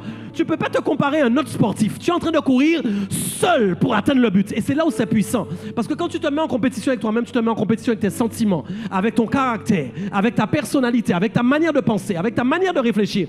Et là, ça change tout. Ça change tout. Ne sois en compétition avec personne. N'envie personne qui est en train de te soi-disant te dépasser. D'ailleurs, personne ne te dépasse, tu es seul dans le stade. Personne, je peux vous dire quelque chose fort, ça va briser. Personne ne peut te dépasser parce que tu cours seul. Je n'ai jamais vu quelqu'un courir seul et quelqu'un le dépasser. Tu n'as pas dit un bon amen à ça. Tu n'as pas dit un bon amen. Mais non, ouais. Toi, tu cours seul et tu vois des gens te dépasser. Mais comment? Qui te dépasse? Qui te dépasse? Tu cours seul, mon ami. Tu es seul dans le stade. Sinon, ça veut dire quoi? Si tu vois des gens te dépasser, tu es sorti du stade. Et là, c'est grave. Ça veut dire que tu ne cours plus vers le but, mais tu cours vers un autre but. Aïe, aïe, aïe, aïe, aïe, aïe, aïe, aïe. Et c'est ça qui est arrivé, c'est ça l'esprit d'Akab. Il veut te faire courir après un autre but. Il veut t'enlever du stade pour que tu cours, mais après, il ne t'empêche pas de courir, mais il te laisse courir vers un autre but, une mauvaise orientation. Et c'est ça le problème, parce que quand tu sens que tu cours toujours, ça te fait croire que tu es dans la volonté. Tu ne dois pas vérifier la course, tu dois vérifier le lieu où tu cours. Vérifie là où tu cours. Vérifiez là où vous êtes en train de courir. Dieu m'a enseigné sur ça. Ah, j'ai pris, hein, je vous dis. Il faut apprendre tout ça. Il faut avoir l'humilité pour apprendre tout ça. Je ne prêche pas avec émotion, hein, je vous dis ça. Il faut avoir l'humilité pour comprendre ces choses-là. Ouais. Et c'est là où vous fermez la bouche d'Akab au nom de Jésus. Les parents, n'essayez pas de faire vos enfants devenir trop compétiteurs. Vous instillez en eux des mauvaises pensées parfois sans vous en rendre compte. Il faut toujours le premier, tu dois être le premier. Quelle histoire que tu dois être le premier? Arrête un peu. Et si sa place c'est tout le temps deuxième, oui, là, c'est grave? Et puis il prie toujours la tête, toujours en haut, jamais en bas. Tu lui apprends jamais les commandements. Tu veux lui apprendre à être en haut sans lui apprendre comment on va en haut. Allô? Tu veux lui apprendre à être en haut, mais tu lui apprends pas comment on monte en haut. Apprends-lui à monter en haut, il sera toujours en haut. Aïe, aïe, aïe, aïe. Ton histoire de premier là, tu sais pas où ça va l'emmener le premier que tu veux lui donner. Peut-être qu'il sera toujours hors de la volonté de Dieu en étant premier. Alors qu'il peut être toujours dernier, mais entrer dans la volonté de Dieu. Tu ne sais pas. Je ne vais pas déclarer qu'il sera dernier. C'est pas ça. Je veux juste qu'il soit à la place où il doit être pour l'instant. Là où il est en train d'apprendre ce qui va l'amener là où il doit aller. Tu comprends? Puis les gens se veulent premier. Mais est-ce que ça l'amène dans la volonté de Dieu? Est-ce que vraiment là, tu es en train de lui apprendre ce qu'il faut? Est-ce que c'est la bonne technique? Est-ce que c'est vraiment comme ça que Dieu veut les choses? Je ne sais pas. Demande-lui. OK? Donc c'est important tout ça. Donc il est en train d'être jaloux, il est en train de se mettre en compétition avec Jéroboam. Je vous ai dit, tuez la rivalité, on est OK? Tuez en vous la peur d'être remplacé. Alors je vous dis aussi une phrase simple qui va beaucoup vous aider. J'ai appris ça avec le temps. Dans les choses de Dieu, tout le monde est remplaçable. Il y a des gens qui vivent en croyant qu'ils sont irremplaçables. Ah, je vous dis. Vous dites Amen. Encore une fois, zéro hypocrisie. Nous, j'ai dit ici. Tu sais, c'est pas parce que tu le dis pas, mais parfois en toi, c'est là. Tu sais que c'est moi qui peux gérer ça. Ouais. J'ai déjà montré, c'est moi qui peux gérer ça. Fais attention, tu as attaqué. Non. Tu n'es pas irremplaçable. Tu es remplaçable. Et il faut vous savez, il faut accepter. Je peux aller avec vous encore? Ça va? Vous savez qui a été remplacé? Regardez les autres petits brins. Vous savez quoi? Je vais vous choquer. Hein? Jésus a été remplacé par nous.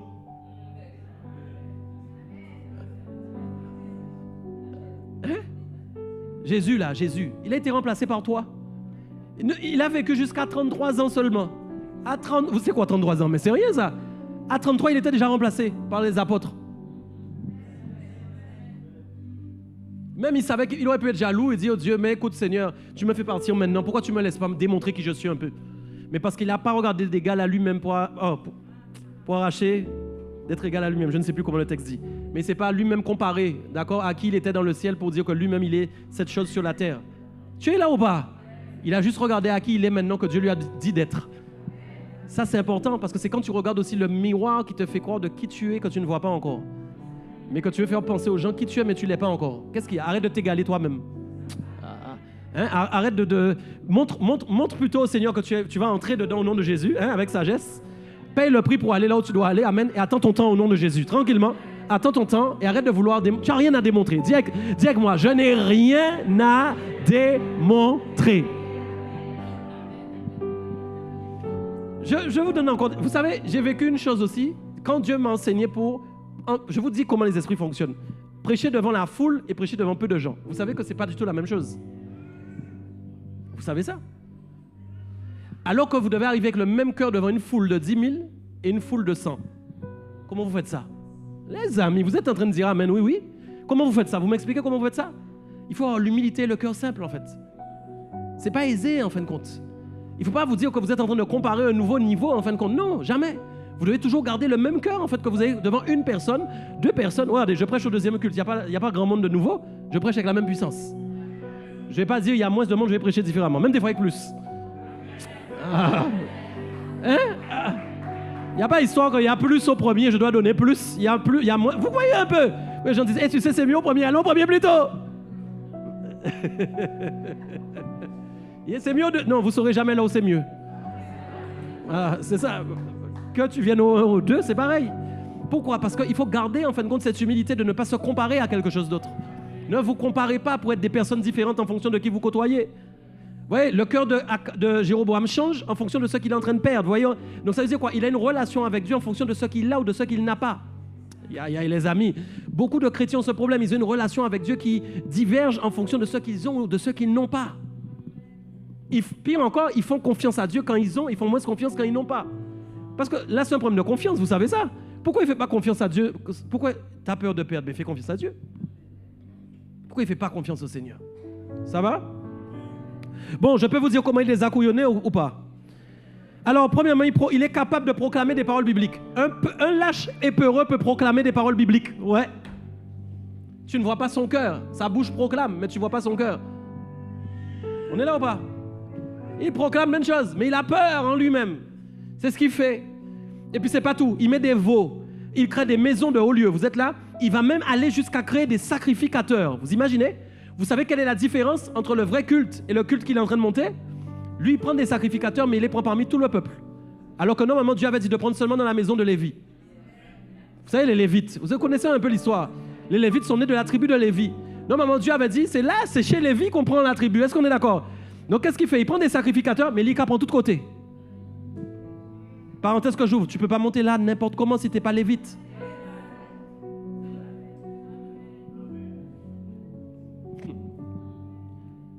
Ah ça, je vais enseigner la louange sur ça bientôt. Un cœur de lévite pour comprendre c'est quoi. Les amis, écoutez ce que je vous dis. Mais en fait, la sélection, ce n'est pas parmi le peuple comme ça. C'est pas comme ça. Et puis on te trie sur le volet, et puis on vous met... Donc qu'est-ce qu'il fait lui? Il ne cherche pas la sélection. La peur, c'est très important ce que je suis en train de vous dire. Ce sont des petites choses que parfois vous ne voyez pas dans votre quotidien et qui sont là. Vous marchez toujours avec Dieu, mais il y a des choses où vous faites du compromis. La peur vous conduira à faire des compromis. Quelqu'un m'entend ou pas? La peur vous fera faire des... J'ai déjà raconté ça une fois à l'église. Avant, vous avez vu, je vous dis mes secrets. Vous avez intérêt à livrer tous vos secrets après aussi au Seigneur. Hein? Je vous en ai dit beaucoup ce soir. Avant, ça c'est vraiment longtemps, j'avais peur toujours, dès que j'avais un truc, qu'une maladie vienne sur moi. J'étais pas rassuré quand je parlais à Dieu, il fallait que j'appelle des gens qui connaissent des trucs de médecins. Maintenant les gens l'IA, alors tu imagines c'est pire. Hein? Ceux qui ont peur d'être malades, s'il y a quelqu'un parmi vous là, vous allez sur l'IA dès que vous avez un symptôme. L'IA n'est pas Dieu. Tu montres à Dieu que l'IA passe avant lui pour une... C'est ça un compromis. Tu n'as pas encore compris. La peur te fait faire quelque chose sans que tu te rendes compte qui montre à Dieu que tu ne lui fais pas confiance. Tu as mis en place une action avant de mettre Dieu d'abord dedans. La première chose, va prier, va dire au Seigneur de t'aider, dis à Dieu de relever ton esprit, de relever ton... Est-ce que tu es d'accord? Mais non, mais tu es sur l'IA, tu tapes les symptômes, tu écris sur Google les symptômes, et puis tu as déjà même vu qu'il y a 3 maladies que tu ne connais pas qui peuvent être là. C'est aussi comme ça qu'on peut ouvrir des portes à des maladies. Sois avec moi, l'esprit d'Akab. Vous voyez, c'est ça l'esprit d'Akab. La peur le pousse à faire des compromis. Hein? Des petits compromis dans les choses. Comme tu as peur de perdre, tu fais des choses pour ne pas. Tu vois? Ton esprit n'est plus normal. Tu n'es plus influencé seulement par la présence de Dieu. Ça va ou pas? Donc comprenez bien une chose. J'ai appris avec le temps, c'est pas parce que ça me gratte là qu'il faut que j'ai un médecin qui me rassure. Je dois faire confiance au Seigneur. Est-ce que vous comprenez? Parce qu'il a dit, mon corps n'est pas malade. Donc maintenant, la réaction que tu as n'est pas la même parce que tu lui fais confiance. La réaction n'est pas la même parce que tu lui fais confiance. La première réaction en dit long sur ta confiance en Dieu. La première réaction que tu as en dit long sur ta confiance en Dieu. Ce n'est pas la seconde ni la troisième, c'est la première. C'est la première. Réfléchis à ça. La première chose que tu fais quand tu commences à perdre quelque chose, la première chose que tu fais quand tu as peur, c'est là on va voir comment tu fais confiance à Dieu. Ça va? Donc il a fait des veaux, vous avez entendu, il a mis des fêtes, il a mis des sacrificateurs qui ne sont même pas sélectionnés, d'accord? Fais attention, quand tu as peur, tu iras à l'église, tu seras chrétien, mais tu vas sélectionner des gens qui ne sont pas dans la volonté de Dieu. Ouais. Juste en fait pour être rassuré, juste pour t'assurer que tu ne vas pas perdre. Ça va ou pas? N'essaie pas d'avoir toujours une voix rassurante. Je ne vous dis pas qu'il ne faut pas être rassuré, mais je dis simplement que vous ne devez pas être toujours attaché à une voix qui vous rassure. Quelqu'un n'a pas dit Amen. Ne sois pas attaché à une voix qui te rassure. Seulement dans le domaine du couple. Allez, on accepte. Mais même là encore, c'est pas si ton mari n'est plus là demain, tu fais quoi? Si ta femme n'est plus là demain, tu fais quoi? Tu dois toujours marcher avec Dieu. Tu ne vas pas lâcher la main de Dieu. Donc même si c'est difficile, il faudra quand même que tu sois habitué avec la voix de Dieu. Tu ne vas pas apprendre à t'habituer avec la voix de Dieu quand tu es dans une épreuve. Hein? Ça va ou pas? Ok. Donc comprenez bien. N'ayez pas de voix rassurante. Que la voix de Dieu soit votre assurance. Pire encore, il va faire des sacrifices sur l'autel. Mes amis, il va aller jusqu'à faire des sacrifices. Mais oui, parce qu'il veut démontrer vraiment que c'est un culte qui fait à la gloire de Dieu. Ça va? Ça, c'est chaud parce que vous savez quoi? C'est quand en fait on démontre au monde entier qu'on est des super chrétiens. On loue, sacrifice de louange. On parle en langue kedegedebo chaka. On applaudit le Seigneur, on est dans la joie. On est des super chrétiens. Mais au fond, là-dedans, il y a plein de compromis, il y a plein de peur. Il y a plein de lâcheté. Il y a plein de lâcheté, il y a plein de peur. Dieu n'est pas ébahi ni surpris par ta louange. Dieu n'est pas ébahi parce que wow, tu cries fort, wow, tu loues bien. Dieu n'est pas dada. Non, ça. C'est là. C'est ça qu'il cherche. Il n'est pas, tu l'impressionnes pas. Tu l'impressionnes pas. Mais ton homme intérieur doit l'impressionner. Ton homme intérieur doit l'impressionner. Ça va? Je vous donne des traits de caractère clairs de l'esprit de Jéroboam qui est sur l'esprit d'Akab. Attendez, vous avez vu? J'ai même pas encore fait l'addition avec l'esprit de Jézabel. Maman. Les amis, ça va loin. Hein? Je vous dis, là où ça devient dangereux, c'est quand il y a addition de démons. Parce qu'en fait, lui là, il est déjà dans le péché de Jéroboam. Il s'est attaché. Donc je vous parle que de Jéroboam. Quand vous allez additionner le caractère de Jézabel avec le culte de Baal, vous comprenez où ça va? C'est-à-dire que ça devient un irresponsable lâche qui ne fait plus rien. C'est chaud, hein? Ouais. C'est chaud. Donc je vous dis, écoutez, des traits de caractère clairs. Vous êtes là, vous pouvez les noter. On voit ça dans l'esprit d'Akab, la lâcheté. Je l'ai dit, la peur. Si tu es lâche, si tu es tu es peureux, peureuse, tu dois prier. Ok? Trompeur, ça aussi, tromper pour avoir, pour obtenir. D'accord? Copieur, c'est-à-dire qu'il n'est pas capable de créer quelque chose lui-même.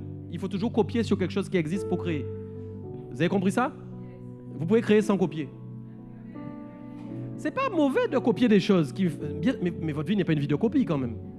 Vous avez reçu aussi, vous, quelque chose de spécial pour créer quelque chose. Vous n'avez pas créé que sur la base de ce que les gens ont créé quand même. Vous avez quelque chose à créer, est-ce qu'on est d'accord? Copieur, égoïste, compétiteur. Vous avez lu? Il a mis en concurrence le temple de Jérusalem avec son temple. C'est ça qu'il a fait en fait. Ça va? Ouais, j'ai presque fini, je termine. Alors, j'ai mis un gros attention, vous pouvez noter ça, le manque de confiance en Dieu, ça c'est grave. C'est ce qui fait naître l'esprit de manipulation. Quand vous n'avez plus confiance en Dieu, vous allez manipuler. Attention à ça. Quand vous n'avez plus confiance en Dieu, vous allez manipuler pour obtenir des choses même que Dieu vous a promis. C'est chaud, hein? Dieu dit que tu vas avoir ça, tu es en train de l'obtenir par toi-même avec des manipulations. Ok? Donc, manque de confiance, vous avez entendu, ça fait naître un esprit de manipulation. OK? Quand je ne fais plus confiance à Dieu, je cherche à agir par moi-même, en utilisant le nom de Dieu, mais sans faire la volonté de Dieu pour y arriver.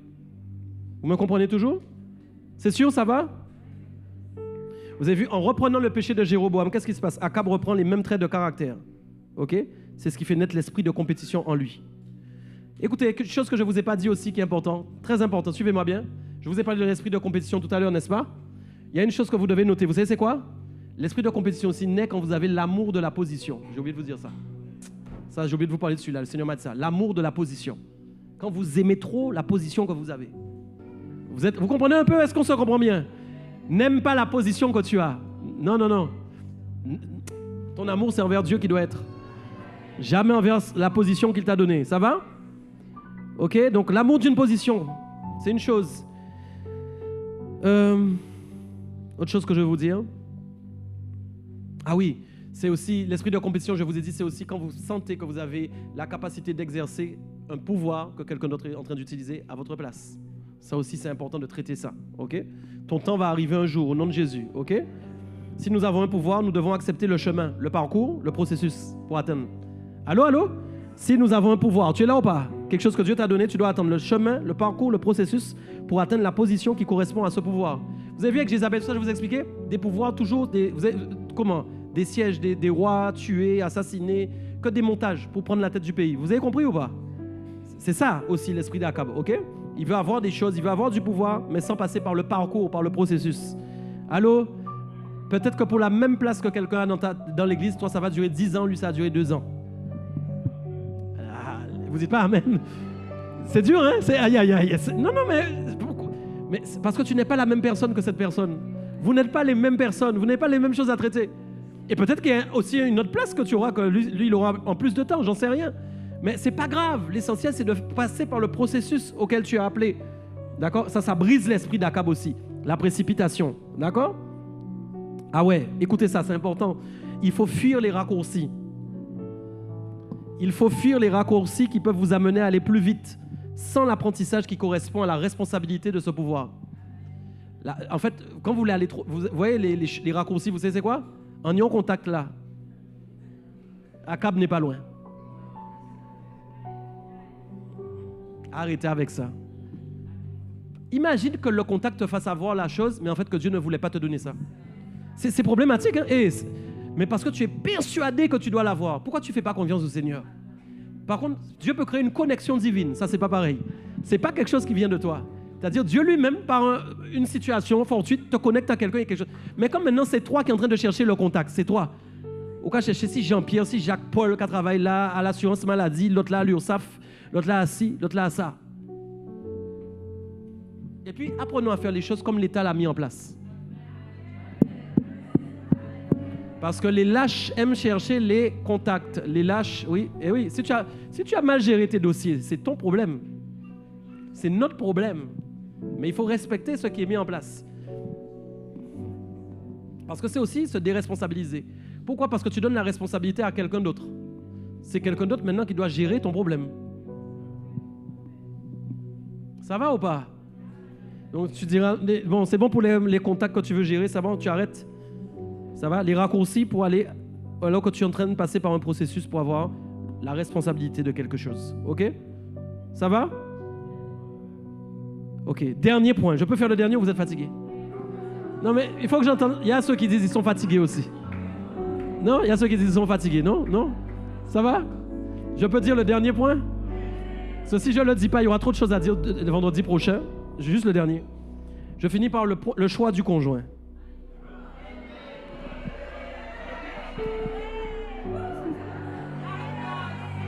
Commence à acclamer le Seigneur.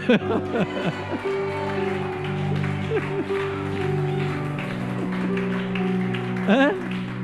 Ça, c'est important. Alors, moi, je vais vous donner un avis sur une chose. Très important de traiter vos problèmes avant d'aller prendre un conjoint. Parce que le problème qu'il y a, c'est que, regardez bien, cet homme-là, Akab, finalement, il a déjà un problème. Il a un problème. Il s'est attaché au péché de Jéroboam. On l'a lu. Donc, résultat, il y a des failles en lui. Non traitées. Non traitées. Quand ce n'est pas traité, eh bien, qu'est-ce qui se passe? Comment à un moment il ne s'est pas dit Jézabel, c'est pas bon pour moi? Comment il n'y a pas une lueur dans son esprit qui s'est illuminée pour dire Jézabel, c'est pas bon pour moi? Ok? Il y avait tellement de failles en fait dans cet homme, tellement de peur, tellement de lâcheté, tellement aussi de désir d'être irresponsable qu'il a cherché quelqu'un qui pouvait dominer. Et c'est problématique parce que, écoutez, je vais dedans. Tu es sûr que je peux aller dedans, ça va? Tu es sûr, hein? Tu es sûr que je peux aller dedans? Tu sais, écoutez bien ce que je vous dis, c'est très important. Que Dieu nous fasse grâce de comprendre ces choses-là. Pourquoi, si vous êtes déjà marié, vous pouvez traiter ce problème-là. Et si vous n'êtes pas encore marié, vous pouvez le traiter aussi avant de vous marier. Ce que je vais vous dire, d'accord? Trop d'hommes sont soumis à leurs femmes.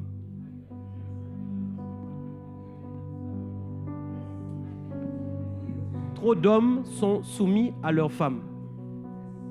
Et puis, arrêtez de croire ce que vous voyez en public. Quand on regarde dehors, c'est parfait. La femme se tait, mais à la maison, la grosse culotte est là. Tes bêtises là. Non. Il y a une anomalie. Il y a une anomalie. Je vous en parle parce que je vois ça tout le temps. Et j'en vois parfois ici, hein.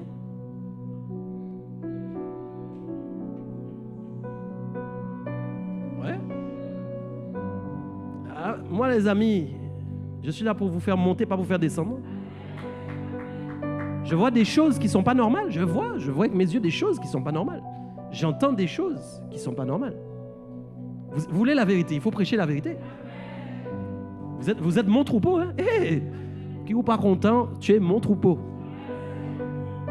Je dois te dire, je vois les fonctionnements, je sens parfois qu'il y a une anomalie. Vous devez traiter ça en prière. Vous devez vous repentir devant Dieu pour ça. Mesdames, vous n'avez pas apporté les culottes. Messieurs, mais alors déjà, il y a une chose que je vais vous dire. Et pourquoi il choisit Jézabel? Je vous explique. Je vous donne l'addition déjà que ça donne. C'est la peur de perdre. Vous avez entendu plus quoi? Plus une obsession du résultat. Je vais expliquer pourquoi c'est la peur de perdre plus une obsession du résultat. L'esprit, il y a un froid, c'est normal, hein, dans l'atmosphère. Mais je t'assure que je vais aller au nom de Jésus. Il y a un froid dans l'atmosphère, je sais. J'ai été très attaqué avant de venir ici. Ma voiture est tombée en panne, ma fille était malade. J'ai dû gérer un paquet de choses. L'esprit d'Akab, je vais le briser au nom de Jésus. Ça, je ne me laisserai pas faire. Je vais aller au bout. Écoutez-moi bien dans ce que je vous dis. Non, j'ai été très attaqué. Et je vous dis, depuis que j'ai commencé Jézabel, c'est du sérieux. J'ai des attaques tout le temps, mais là, il y a eu des attaques plus amplifiées. Surtout quand je dois prêcher le vendredi soir. C'est très sérieux ce que je vous dis. Parce qu'il y a vraiment Dieu vous délivrer. Ok? Et malheureusement, on ne prêche pas ça assez. On n'enseigne pas ça tellement. Donc, vous devez comprendre ce que je vous dis. Ça doit devenir des sujets de prière. Écoutez, je vous explique quelque chose. Pourquoi j'ai dit c'est une addition de la peur de perdre plus, en fin de compte, l'obsession du résultat. Est-ce que vous savez c'était quoi le culte de Baal? Le culte de Baal, c'était en fin de compte promettre aux gens la fertilité et la prospérité. Tout tournait autour de ça, du résultat. Ils n'avaient qu'une obsession. Rappelez-vous quand je vous ai parlé des dossiers Epstein et tout ça. Tous ces gens-là cherchent à vivre éternellement, cherchent à avoir du pouvoir. C'est la fertilité, c'est la prospérité, c'est l'argent. D'accord? C'est le même culte qui est là. Vous comprenez quelque chose qu'on additionne, en fin de compte, la peur de perdre, un homme qui a peur de perdre et qui en même temps s'associe avec quelqu'un qui, en fin de compte, a l'obsession, en fin de compte, de la prospérité. Je ne sais pas si vous êtes en train de comprendre ce que ça donne. Donc, en fait, comme lui, l'homme, le Akab, il a peur, en fait, de toujours perdre, il est obligé de chercher quelqu'un qui va lui assurer d'avoir. Je peux aller, vous êtes sûr que je vais toujours? Vous êtes sûr, hein? Dites-moi Amen. Dis-moi, je ne suis pas fâché.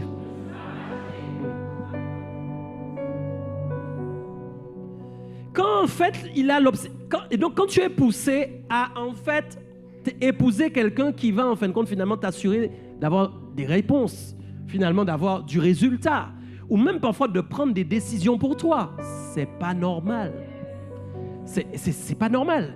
Et c'est ça l'anomalie, en fait, l'esprit d'Akab joue là-dedans dans les couples. C'est-à-dire qu'il veut mettre en place des systèmes, finalement, pour que l'homme soit toujours doudou. J'ai eu ça. Il m'a fait ça. Et puis il est rassuré quand sa femme lui dit oui, non, mon doudou, ne t'inquiète pas, chérie, ça ira. Mais c'est pas à elle de faire ça. Vous dites pas, ça a du mal à sortir. Hein? C'est toi qui dois dire à ta femme, je suis debout au nom de Jésus. Et nous allons surmonter ça ensemble. Chérie doudou, mon chéri, ne t'inquiète pas. Et puis c'est tout le temps la même chose. Et puis toi-même, tu t'habitues à un système, à un fonctionnement où tu es comme Akab. Et attention, tu peux rendre toi-même ta femme Jézabel. Elle n'était pas Jézabel, mais c'est toi qui es en train de la rendre Jézabel. Parce que tu ne lui donnes pas ce qu'elle doit avoir pour rester à sa place. Tu la déplaces. Au lieu de la placer, tu la déplaces. Tu la déplaces. Tu la déplaces. Ouais. Et dans les relations avec Dieu, ça peut être la même chose, même si tu n'es pas marié. Tu attends toujours que Dieu te doucine. Tu attends toujours une voix de Dieu pour être rassuré. Mais arrête, sois sûr de toi un peu. Sois sûr de toi. Vous êtes des hommes. Et vous êtes des hommes. Vous êtes des responsables au nom de Jésus. Je peux aller encore, tu es sûr? Aïe, aïe, aïe, ça va faire mal. Aux Antilles, j'ouvre mon dossier. Aux Antilles, les mamans ont fait des erreurs et des erreurs. Comment il te faut aller toujours le dimanche pour manger un colombo de maman? Mais tu me fatigues. Mais il faut toujours que maman vienne faire un manger. Mais attends, mais c'est quoi ça exactement? J'ouvre ton dossier entier. Je vais l'ouvrir. Oui. Parce qu'il y a un esprit d'Akab dans ça. Les mamans même, on les a positionnées comme des Jézabel. Yo ka mener, yo ka faire couche, yo ka faire manger, yo ka faire ci. Et puis faut les enfants ci, les enfants ça. Et maman a tout fait, maman est ci, maman est ça. Mais maman c'est une femme, c'est une femme. C'est-à-dire que c'est un repère, c'est-à-dire que c'est une image que tu as eue de la femme. Tu es sûr que je peux continuer toujours? C'est une image. En fait, le problème c'est que tu as eu une image de la femme. C'est ta mère. Ta mère est la première image que tu auras d'une femme. Eh oui. Et tant que tu ne t'en seras pas détaché de cette image, de cette femme, tu n'iras jamais chercher la femme que tu dois avoir. Et ton caractère ne sera jamais le caractère que tu dois avoir pour t'associer à cette femme. Prends ta maman, emmène ta maman. Non, prends ta femme, allez emmener votre maman au restaurant.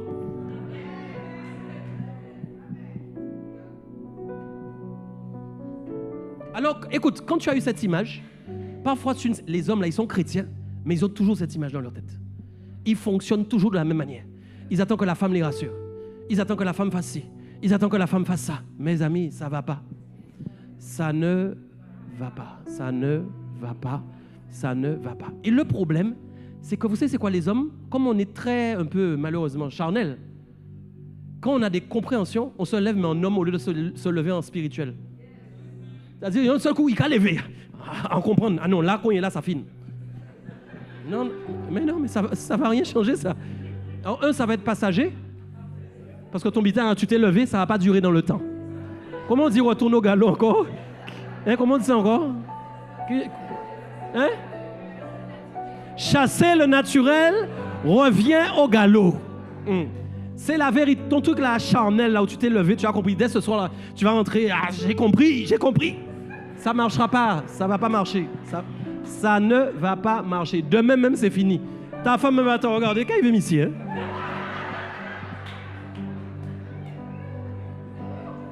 Montre-lui ça dans le calme. Doucement.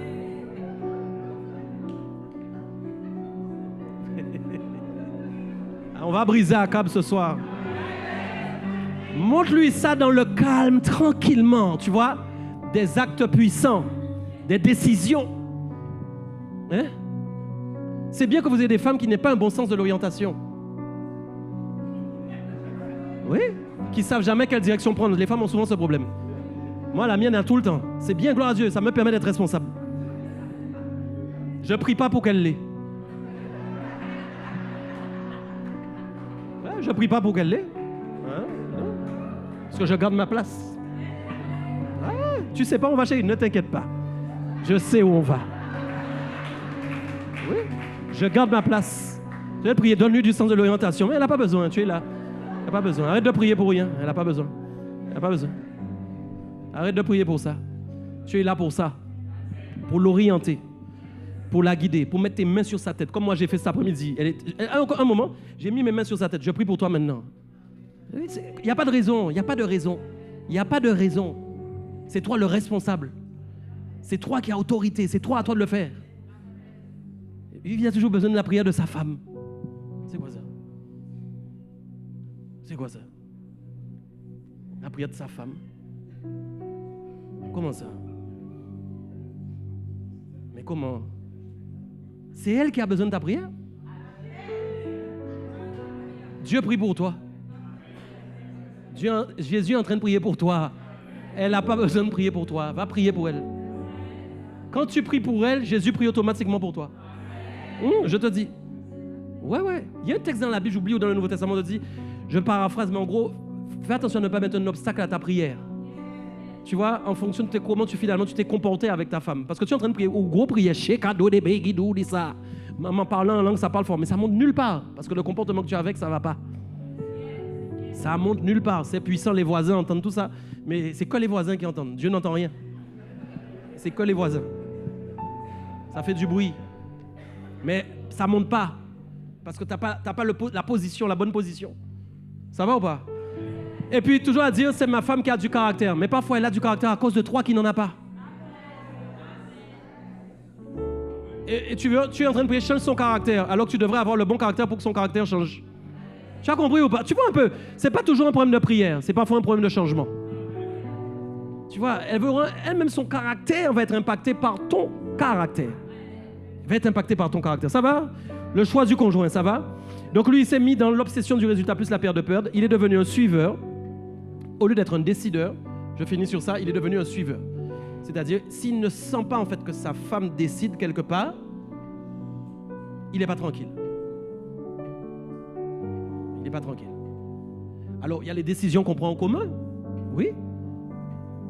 Mesdames, ça va? Vous pouvez entendre ça? Mais c'est lui qui décidera à la fin. S'il se plante, il va se planter seul. Ça n'arrive pas au moins 2 fois dans une semaine. Tu vois, je t'avais dit, hein? Oui, chérie, c'est vrai. Et il faut que ça arrive. Parce que quand tu es dans ce schéma, c'est la preuve que tu es dans le bon concept. Tu n'as pas entendu ce que j'ai dit, c'est tellement important. Quand tu as ça plusieurs fois dans la semaine, ça veut dire que tu es responsable. Mais si tu n'entends jamais ça dans la semaine, tu vois, je t'avais dit, c'est bizarre. Tu dois entendre ça dans ta semaine. Chérie, je t'avais dit. Oui, chérie, tu avais raison. Donc c'est bien toi qui as décidé. Oui, parce que homme, vous allez vous tromper. Oui. Votre femme aura raison souvent. Mais elle n'aura pas souvent décidé. Ça va? Est-ce que ça va? Est-ce que ça va bien? Est-ce que ça va bien? Ça va? C'est sûr que ça va toujours? Alléluia. Dis-moi un grand alléluia.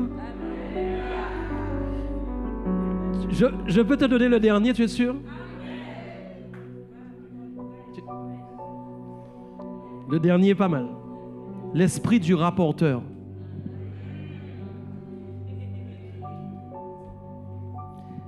Quand maintenant Akab rencontre Élie, je finis, c'est mon dernier point promis. Quand Akab rencontre Élie, maintenant il rencontre Élie sur la route. Et puis, bon, il est au courant en fait de tout ce qui s'est passé, de comment Élie a détruit les prophètes de Baal. D'accord? Tu es le roi. Vous vous rendez compte qu'on parle du roi? Tu es le roi. Tu dois être responsable. Est-ce qu'on est d'accord? Tu dois venir et puis dire à Jézabel, tu sais, là, Élie nous a attaqués, mais ça ne va pas se passer comme ça. Mais qu'est-ce qu'il fait? L'esprit du rapporteur. Jézabel, tu sais, il a fait ça, ils ont fait ça. Qu'est-ce qu'on fait?